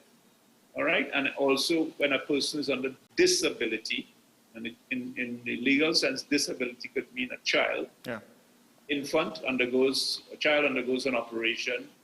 It's only when they attain majority, they become 18 years old, that the 4-year period will start to run. Or a person, a disability under a person who's not mentally well, has mental health issues, which prevents them from knowing when, look, something wrong has been done to me. And so as long as that disability exists, but of course that person would have family, normally would have some caregivers who would have a duty to try and find out what's wrong. But under disability, strictly speaking, it's when the disability ends. Yes, and this is important to note in terms of health. It's restored to a point where they could become reasonably so aware that something wrong has been done to me. Yeah? And of course, in terms of someone who's disabled or someone who is a minor or an elderly, then their next friend, meaning someone can act on their behalf if they discover that they are unable to act on their own behalf. That's a legal term that you use. Next friend, the one used by the court, a parent or caregiver could then file a case as the next friend of the infant. All right? Now, disability, of course, could mean mental disability, but physical disability, if you have a clear enough mind, physical disability won't allow the extension of that 4-year period. All right? Now, what are some of the consequences if a healthcare professional is found? Well, I mean, in civil cases, obviously, there's consequences with respect to damages. Is it that an insurance? Is it that now the insurance they are every medical practice has to be insured, and the insurance companies are the ones that actually pays out those compensation? Yes, the first part of your statement, I just lost the train of thought there, but the question of the medical insurance. Now, there are 2 English companies. One is well over 100 years old, what the doctors call medical defense bodies. All they deal with is medical legal matters. They're both English companies. One is called the Medical Defense Union. One is called, which is the older one, the Medical Protection Society. There may be an equivalent, I'm not sure. One of the more experienced doctors was talking to me at some time back about setting up something locally. I don't know if that's come off the ground. May have. But these are they offer coverage much more comprehensive than insurance companies do. Now, if it's a clinic or a hospital, they have to get their own, they have to go to an insurance company. These medical defense bodies only deal with doctors, human beings, and the doctors pay a membership fee. When they complain to me that they're paying too much in membership fees, I explain to them, you should not be complaining, because with insurance, there's always a deductible. For example, in a car accident case, I crash my car, I may not be wrong, but I have to pay the first $5,000 or $15,000 of the damage. There's no deductible with the medical defense bodies. Where a lawyer, let's say, obtains professional indemnity insurance, the deductible is a very high figure. And also, you have a limit on liability. So you have a policy that's worth $3 million, $4 million, 20, whatever sum you choose. But the higher the sum, the higher the premium. There is no limit. With the medical defense bodies, it's limitless. They cover everything, including lawyers' fees, whatever award the court makes, which could be in the millions. They cover it all. This is such an interesting area, and of course it's a very large area, but unfortunately we are out of time, Robin, and I think we may have to do a part 2 in this particular instance. And of course, just your quick closing statements. I know Master Control is time to wrap up, but I just want to thank you. Just a quick 30 seconds and we are out. Yes. This is an area that requires great care in preparation. It's expensive, it's complex. And mediation, I come back, that is a subject near and dear to my heart. Blessed are the peacemakers, they shall be called the sons of God. Amen. Thank you so much, Robin. We do appreciate you. Be safe over there in Mexico, and we will see you again. Be safe in Trinidad. Yes, definitely, definitely will be. So guys, it's a wrap. You have been watching Strictly Legal on WESN Content Capital. We were speaking about medical malpractice, patients' rights, responsibilities. We'll be right back in another week. And just stay safe. You can catch our podcast, Strictly Legal with Ronald Donowa. Be safe. God bless.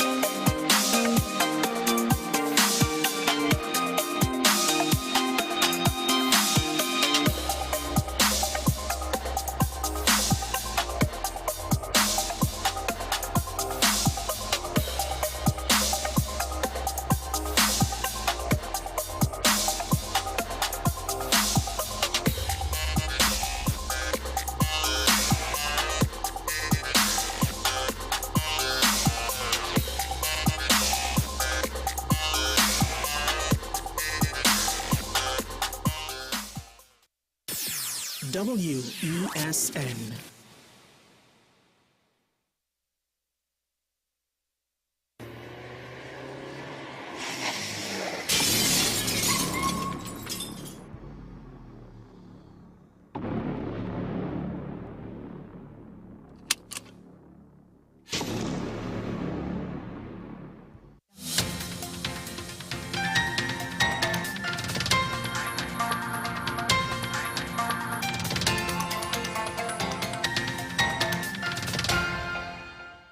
This is WESN's News on the Hour. Thank you for joining us. Here are the headlines. Tobago Health Secretary confirms struggle with outdated ambulance fleet. Opposition urging the government to release the findings from PAHO. And in international news, Argentina seeks arrest of Iranian minister. With the details, I'm Keaton Shaw. Dr. Faith B. Israel, Tobago's Secretary for Health and Wellness, has acknowledged the challenges faced with the ambulance fleet on the island. Addressing reporters during a Tobago House of Assembly post-executive media briefing on Wednesday, Dr. B. Israel revealed the difficulties encountered upon assuming her role in 2021. She outlined that the existing fleet were outdated and unfit for service, posing risks to patients due to frequent breakdowns. However, Dr. B. Israel highlighted that efforts have been made to address this issue, with a new fleet being procured. She noted that these ambulances are currently en route to Trinidad and Tobago, indicating progress in bolstering emergency medical services on the island. The opposition is urging the government to release the findings of the investigation conducted by the Pan American Health Organization into the untimely deaths of multiple infants at the neonatal intensive care unit of the Port of Spain General Hospital. Dr. Lakram Bodo, Member of Parliament for Faizabad, voiced his request during a press conference hosted at the United National Congress's headquarters in Chaguanas on Wednesday. Dr. Bodo expressed his anticipation for the completion of the investigation and emphasized the importance of transparency, indicating that he has not yet delved into the composition of the PAHO team conducting the probe. In international news, Argentina has asked Interpol to issue an arrest notice for the Iranian Interior Minister Ahmad Vahidi. The request comes less than 2 weeks after a court in Argentina held Iran responsible for the 1994 attack on a Jewish community center in Buenos Aires, in which 85 people were killed. Mr. Vahidi was in Pakistan earlier this week as part of an Iranian delegation, which is now in Sri Lanka. Argentina said it has also asked the two countries to detain Mr. Vahidi. The Argentine foreign minister said in a statement, Interpol had issued a so-called red notice. While a red notice alerts police in member countries about internationally wanted fugitives, it does not constitute an arrest warrant. That's news to the hour on WESN. I'm Keaton Shaw. Thank you for watching. We'll have more for you at the top of the hour.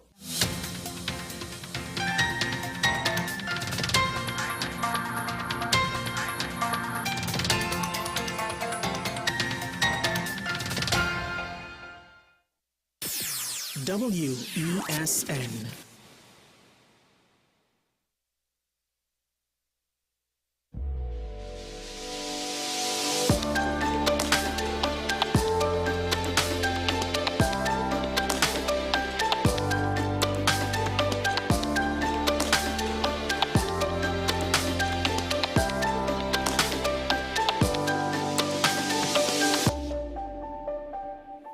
Welcome back.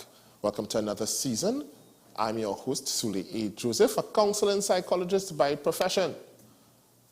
Joining me this morning is a very special guest, a psychologist. Not just any psychologist, a friend of mine and a colleague, someone who works with me. We'll be having a conversation on a very special topic. But first, my favorite segment, Psych to Know.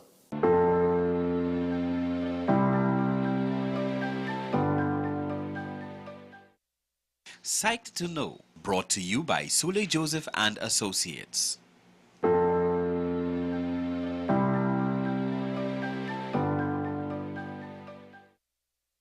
According to a study published in the West Indian Medical Journal in 2018, the prevalence of self-harm among adolescents aged 13 to 19 in Trinidad and Tobago was found to be approximately 16.7%. Additionally, another study published in the Journal of Affective Disorders in 2020 found that the lifetime prevalence of non-suicidal self-injury among university students in Trinidad and Tobago was 18.2%.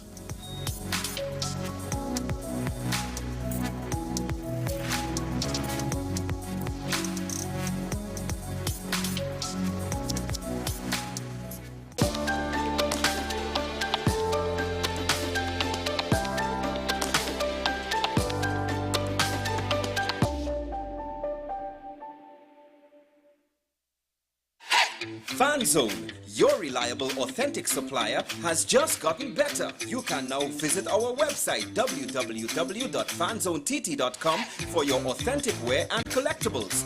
The only place where you can use both your Visa debit and credit cards. Visit our website fanzonett.com to make your purchase today. Every word, every line, every paragraph depicts a real moment in someone's life. A father, a sister, a mother, a brother. We at Newsday are dedicated to you, the people, and through independent, unwavering journalism, strive to always bring your stories to life. Because your stories are more than just words. Newsday, independent and credible.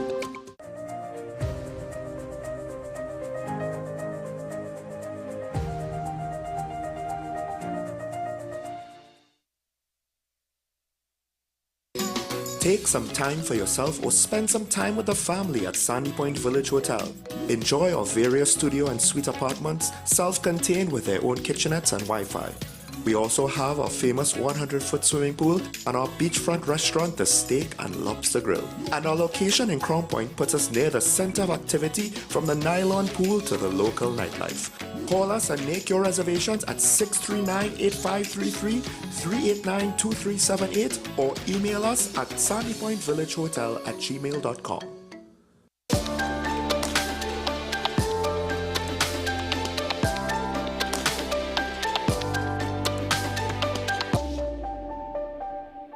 Welcome back all. I'm your host, Sule A. Joseph, your favorite Rastaman psychologist, back for another season. Joining me this morning is a very special guest, as I mentioned previously, a psychologist much like myself, maybe a little better, I'm not sure, but joining me this morning to have a very real conversation about a very serious topic and issue that we've seen the incline and increase in terms of occurrences in Trinidad and Tobago after the COVID pandemic.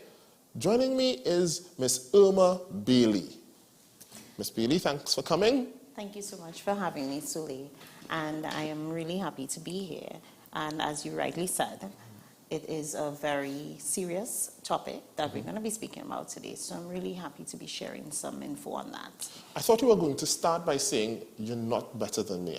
Sorry, I thought that's what it was. Oh, no, that's understandable. I threw a softball, you're supposed to throw it back, but that's all right. Thank you for joining us here this morning, Ms. Bailey. The topic that we want to talk about is self-harm. Yes.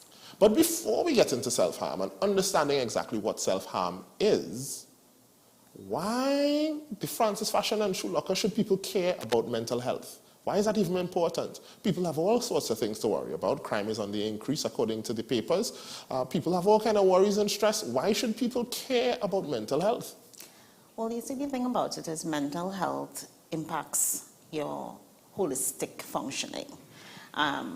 What is mental health? Mental health is like, and for lacking of the fancy words, it is your mental state. You know, the way that you think, the way that your experiences and all of these things shape you towards a well-being. Mental health would look at how well you learn, how well you are able to, contribute to your various surroundings. Mental health would look at how you deal with stresses. So as you rightly said, there's so many things to worry about, so many concerns that our society is facing. Right. If you do not have a strong or healthy mental state, how are you going to deal with those things? And that's what makes mental health so important and critical. So it's not just about crazies, it's not crazy people. Mental health is not a crazy people thing. Well, that's total misconception, because a lot of people believe mental health is just the adverse of mental illness, or the inverse rather. So we see everybody thinking that I'm in good mental health because I'm not diagnosed, I'm not crazy. right? But are you functioning the best that you can? You know, are you able to identify your limitations, your abilities, all of these things that shows that you are in good mental health when you are very much cognizant of those things. So you're saying there may be more crazies outside than inside, is what you're saying? Well, I did not say that. Research me.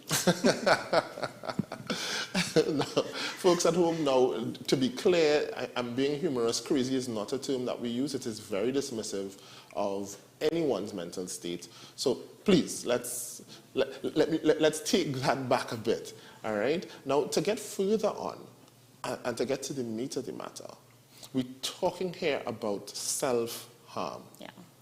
When we talk about self-harm, as a matter of fact, recently I was asked to come and speak with some parents at a school about self-harm. And the majority of parents felt it was about suicide, right? And children trying to kill themselves. What is that self-harm? What is self-harm? Well, it's a common misconception. Self-harm or self-injurious behaviors, self-injury, they all coined by the same term or umbrella of, you know, inflicting harm to your body, right, intentionally, right? And that is what self-harm is, when you are inflicting pain or some level of injury to your body, and it has to be intentional. It's purposeful. And usually it is a symptom or an expression, basically, of some emotional distress. That is something that we've been seeing a lot with our adolescent population as a coping. Self-harm is very much aligned with personality disorder, borderline personality disorder. Sometimes you can see it in intellectual, as symptoms of intellectual disabilities. There are many things that you would, you can align it with, but it's independent from those things as well. Persons engage in self-harm as a coping, and so while it has its risk factor to align to suicidality, it can be independent of suicide. Okay. So a lot of big words were just used there. I'm struggling to keep up with all of these. For the folks at home who may not be familiar with all of these terminologies, how do we look out for self-harm then? How do we recognize it? Right. So self-harm can be, as I said, it's purposeful in inflicting of some level of injury. So stomping my toe does not qualify as right. a self-harm? So no, certainly not. It has to be purposeful, right? So you would see persons cutting and patterns. Look for patterns of cutting, burns. You can see scratches, or sometimes persons would actually pierce themselves, right? The general parts that you would look for, these markings on the hands, on the legs, sometimes the torso, but I mean, persons can do it any part of your body. You know, you're inflicting injury to your tissue. So could it be then, and I know this is a left field question, but there are some persons who enjoy piercings, and they have an inordinate amount of piercings all over. And I think could that be representative of? I think that is something for us to explore, and you know, a lot of research goes into distinguishing what is classifying as self-harm from a diagnostic perspective or just a social expression. You know, self-harm is usually associated with some level of emotional distress. You are inflicting pain to either one, release yourself from the intensity of the distress that you're experiencing, or two, you're feeling numb, and so you are actually inflicting this pain or inflicting pain to feel something. Tattoos and on all of those things, we look at the end result. Self-harm is specifically to ease something, to get an immediate result to something. Tattoos are more long-lasting, and sometimes they're just fashion, you know. So, but a lot of research is going into distinguishing the act of self-harm as something that is diagnostic or psychopathological. And that is just basically looking at... But I bite my tongue listening to you pronounce it, but yeah. So that's just basically looking at whether or not it's an impairment, you know. When you look back in history, you know, there were zealots for Christ, the early Christians. They would castrate themselves. We still had the practice of beating yourself until you bleed for, you know, for devotions. And that's the history. Self-harm has always been there. Piercings and stuff, cultural practices, you know, looking at it from that perspective, we can determine whether or not it is an impairment of a mental state, or rather it is a practice that it is socially acceptable. So and that's the distinguishing factor. If it always existed, is it just another thing that you psychologists have come up with and coined just to try to control the masses, and you've come up with yet another way to describe a thing that has always existed, and it's not a big deal? You can leave for parents, parents at home, maybe your child is showing and exhibiting some signs of odd behaviors and so on, and maybe if you just leave them alone, they'll grow out of it. Right. Why are we coining it and giving it all of this fuss? I think as evolution takes place, as we are learning more about the various practices, learning more about the mind, learning more about the human interaction with the environment, it's important for us to recognize the functions of specific behaviors. And when we see persons cutting and you know, inflicting pain on their bodies to release themselves from a specific distress, we know that there are other ways to do it. And so that's why it's important now, because evolution, as we've studied and grown in the field of psychology, and we understand the workings of the mind a little better. I'm not saying that we've you know, plateaued and reached the pinnacle, but we're understanding more of the brain and behavior. And so we understand that there are more acceptable ways to do things that does not cause further harm to yourself. And I think that is why it's important. That's why it's so much of a serious nature right now. Okay. Now, having said that, I know we're running low on time, but how do parents address this? I understand that you all are having a workshop to address self-harm. Let's first start with, what can parents expect? To address this issue, is it something that is Googleable? Can they just go and, you know, I mean, why have a whole workshop if we could just Google it and... The World Wide Web has a lot of information. Right. It is about being able to use the information that is accessible to you. Parents, it's critical for you to be able to understand the various and unique factors that are related to self-harming. There's a lot of information out there, but we want you to be well versed in taking care of your child. And you know, it's not just another workshop.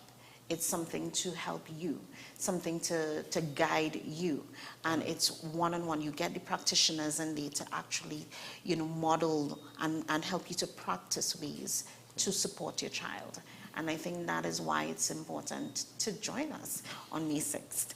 That's not what to ask. Yeah, tell us. So give us a little bit more information. Tell us how do we when is the workshop? How do we get more information on it? Yeah. Where is it located? That sort of stuff. Right. So the workshop is May 6th.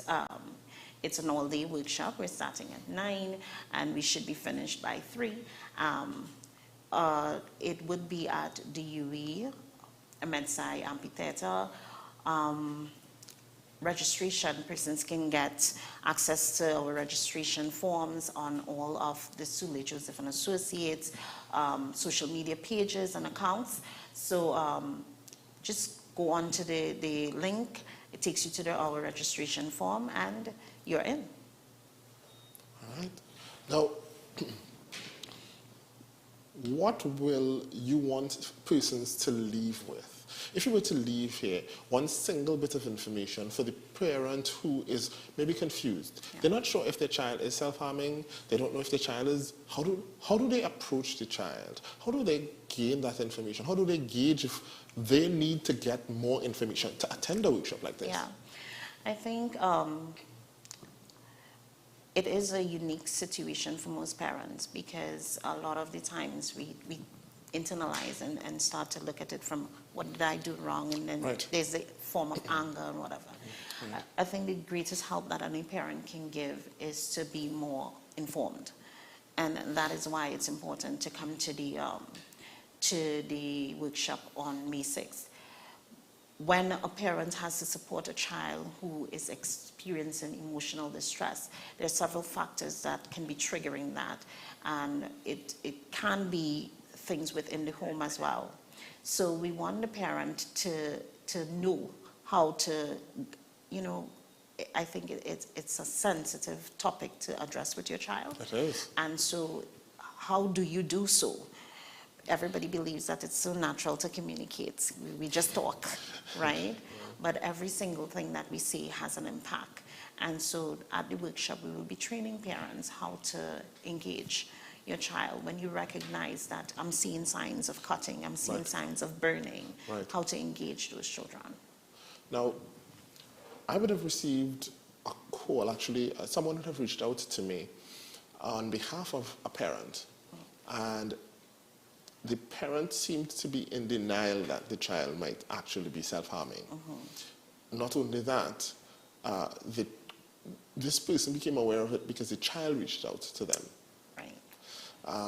And so by speaking with me, I tried to get the person to say, here's what, get the child to reach out to the parent and ask for assistance. Well, this week I found out that the child did reach out for the parents for assistance, and the parent shrugged it off. Yeah.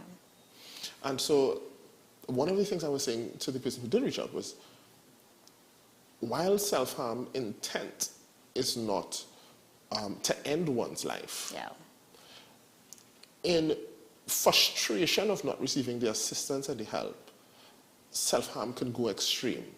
So you can cut deeper. You can do things that might be a little bit more, you can get a little more advanced or get heavier into whatever it is that you're using to self-inflict. And that in turn can inadvertently lead to death. To death, yes.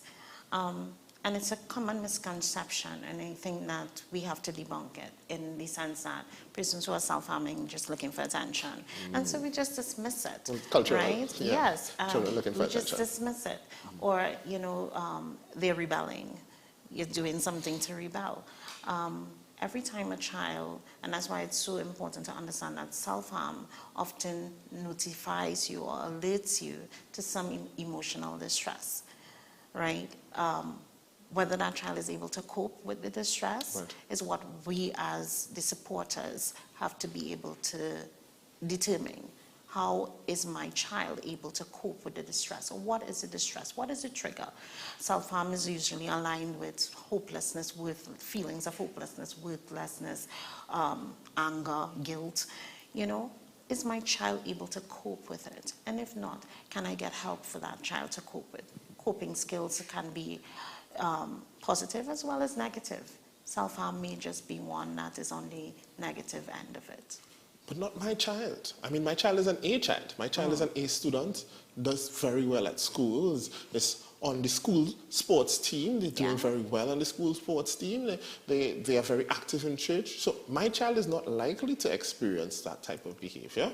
Yeah, and a lot of parents feel that way, But I would say that it really doesn't have a specific grouping that actually engage in self-harm. We're looking at your coping abilities. Can you cope with the stresses? Because everything that you just highlighted there will have its own unique stress that is aligned to it or attached to it. And so are they able to cope? How well can they cope, right? And that's what is important. Actually, one of the things that I like to highlight to persons is that oftentimes the persons who are high functioning tend to be susceptible to self-harm and self-harming behaviors. Yeah, I would agree that there is, I mean, there's some research on that, mainly because self-harm does give you that immediate release, and so you feel like you can function again. And so when you cut, okay, I feel better, I could get back to function, I could get back to doing what I was doing. But the extended practice of it, as you rightly said, can lead to a lot more severe injuries, and that's what we don't want. What can parents look out for as well, aside from the very noticeable, maybe some at times, cutting marks, head banging maybe, which you may notice?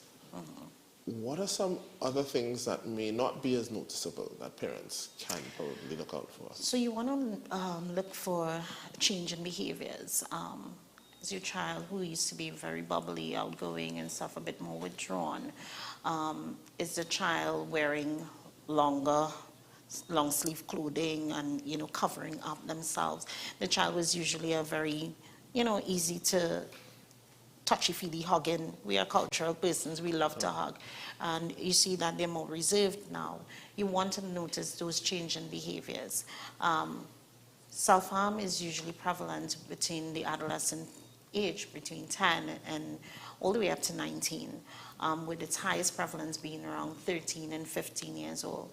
And during that time, the developmental stage, these adolescents are going through significant emotional, you know, highs and lows. And how are they able to cope with it? They may try different methods to cope. Right? As a parent, you want to be very vigilant and look for changes in behavior. Okay, well, thank you very much for that. Actually, what I would add to that is this. I know that some parents and some of you at home may feel as though maybe you used to self-harm and you feel as though you have grown out of that behavior. But I can assure you, that is learning negative coping mechanisms to deal with stress. What may happen is that you may not continue to use cutting or those physical methods to de-stress or to deal with your stress or cope with the issues. But I promise you, chances are you are using other negative coping mechanisms in its place. So chances are you're wondering why you keep finding abusive relationships and so on. Maybe that's because of the self-harm tendencies that you've had in the past. You're wondering why you can't seem to, you just lash out sometimes, or you always like, maybe again that has to do with some of the self-harm coping mechanisms that you didn't treat with in the past. So it is not something that just vanishes. It doesn't go away totally. It evolves and it changes, yes, but it never totally goes away. Ms. Rez, what are your thoughts on that? I think that it's an impulse. It's an impulse to get release. And that, whether or not you have the skill to release in a more healthy manner, it depends on what behavior you have learned. So if you're cutting, if you're using those negative things to inflict pain rather than to, you know, really deal with the situation, it's going to continue on into your lifespan. So it's important, parents who have been cutting before, you will benefit well from the information that would be shared, because we'll be teaching you some healthy coping mechanisms as well. Yeah? Wow, it sounds like, all right, it sounds like a lot is going to be, and it's going to be a lot. Now, in closing, I really want to wrap up and ask you this. There's one thing that you'd like to leave with the parents, just one thing you want them to remember, to stick in their minds about self-harm, what would it be, and mental health? What do you want to leave them with? I think that mental health is a crucial part for all of us. It impacts our physical well-being. If we are not in a good frame of mind, in a good mental state, it will impact how our body feels, how we do things, how we function in a day-to-day.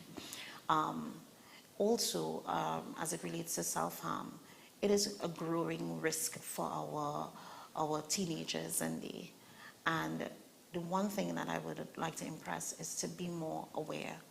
Be more aware of what is needed to support my child. Because a lot of us are not in the know. We are not we have information around us, but we don't know how to use the information. So I would encourage parents to be more aware of how I can help. Okay, all right. Now I can't help but think, in closing, when you talked about needing that immediate gratification and so on, I also thought about persons utilizing sex for immediate gratification and coping and dealing with stress. And because my mind is as strange as it is, it automatically went even further now to wonder, what about these people who like whips and chains? Is that something that could evoke that could be aligned to self-harm? I think it's a far stretch. But certainly we do recognize that the human brain is phenomenal in its working, and it can create varying things that bring enjoyment to us. Whether or not it is healthy for your functioning determines whether or not you should be using it.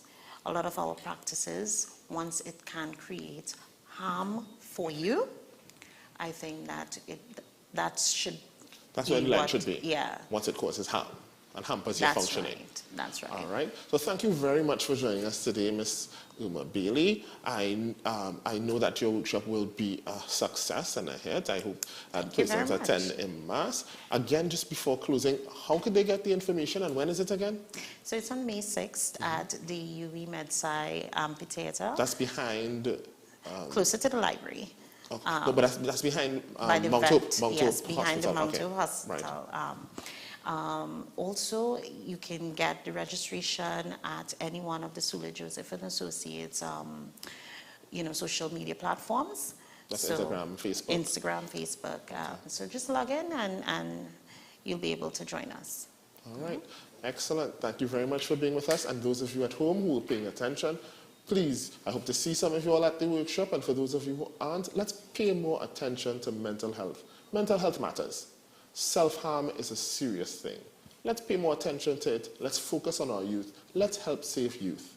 And until next week, please God, same time, same place, right here on WESN, stay sight.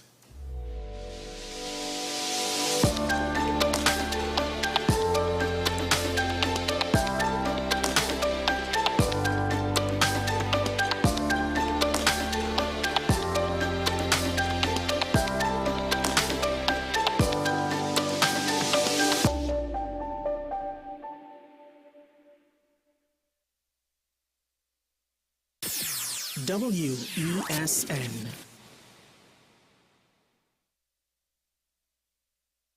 Folks, we're back and better than ever.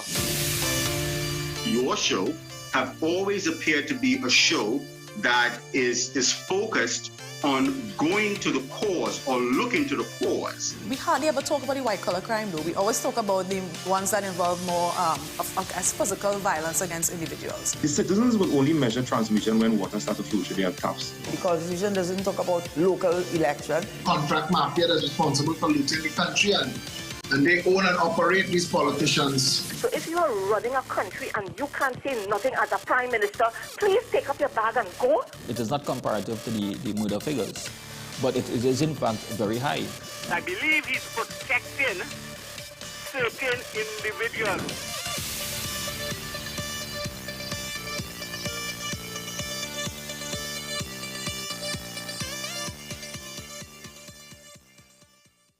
You are watching Strictly Legal on WESN Content Capital. Just give an overview of what exactly is that split arrangement. It is, now you don't need to register nothing, we can do that another time.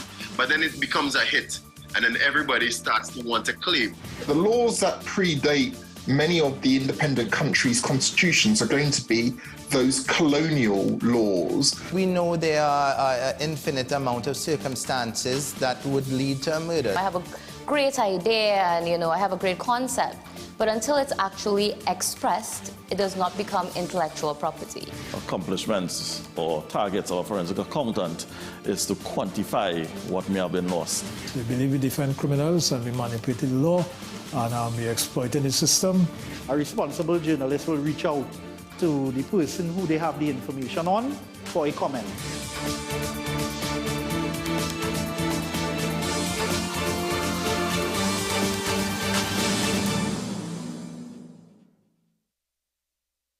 This is 10 questions. I'm Andy Johnson. The distance from where we should be in the world in going forward on our commitments with climate change. The effects of climate change that cannot be accounted for. It's called loss and damage. And we're seeing loss and damage happening so much more in this decade and the previous decade. The principal term there was this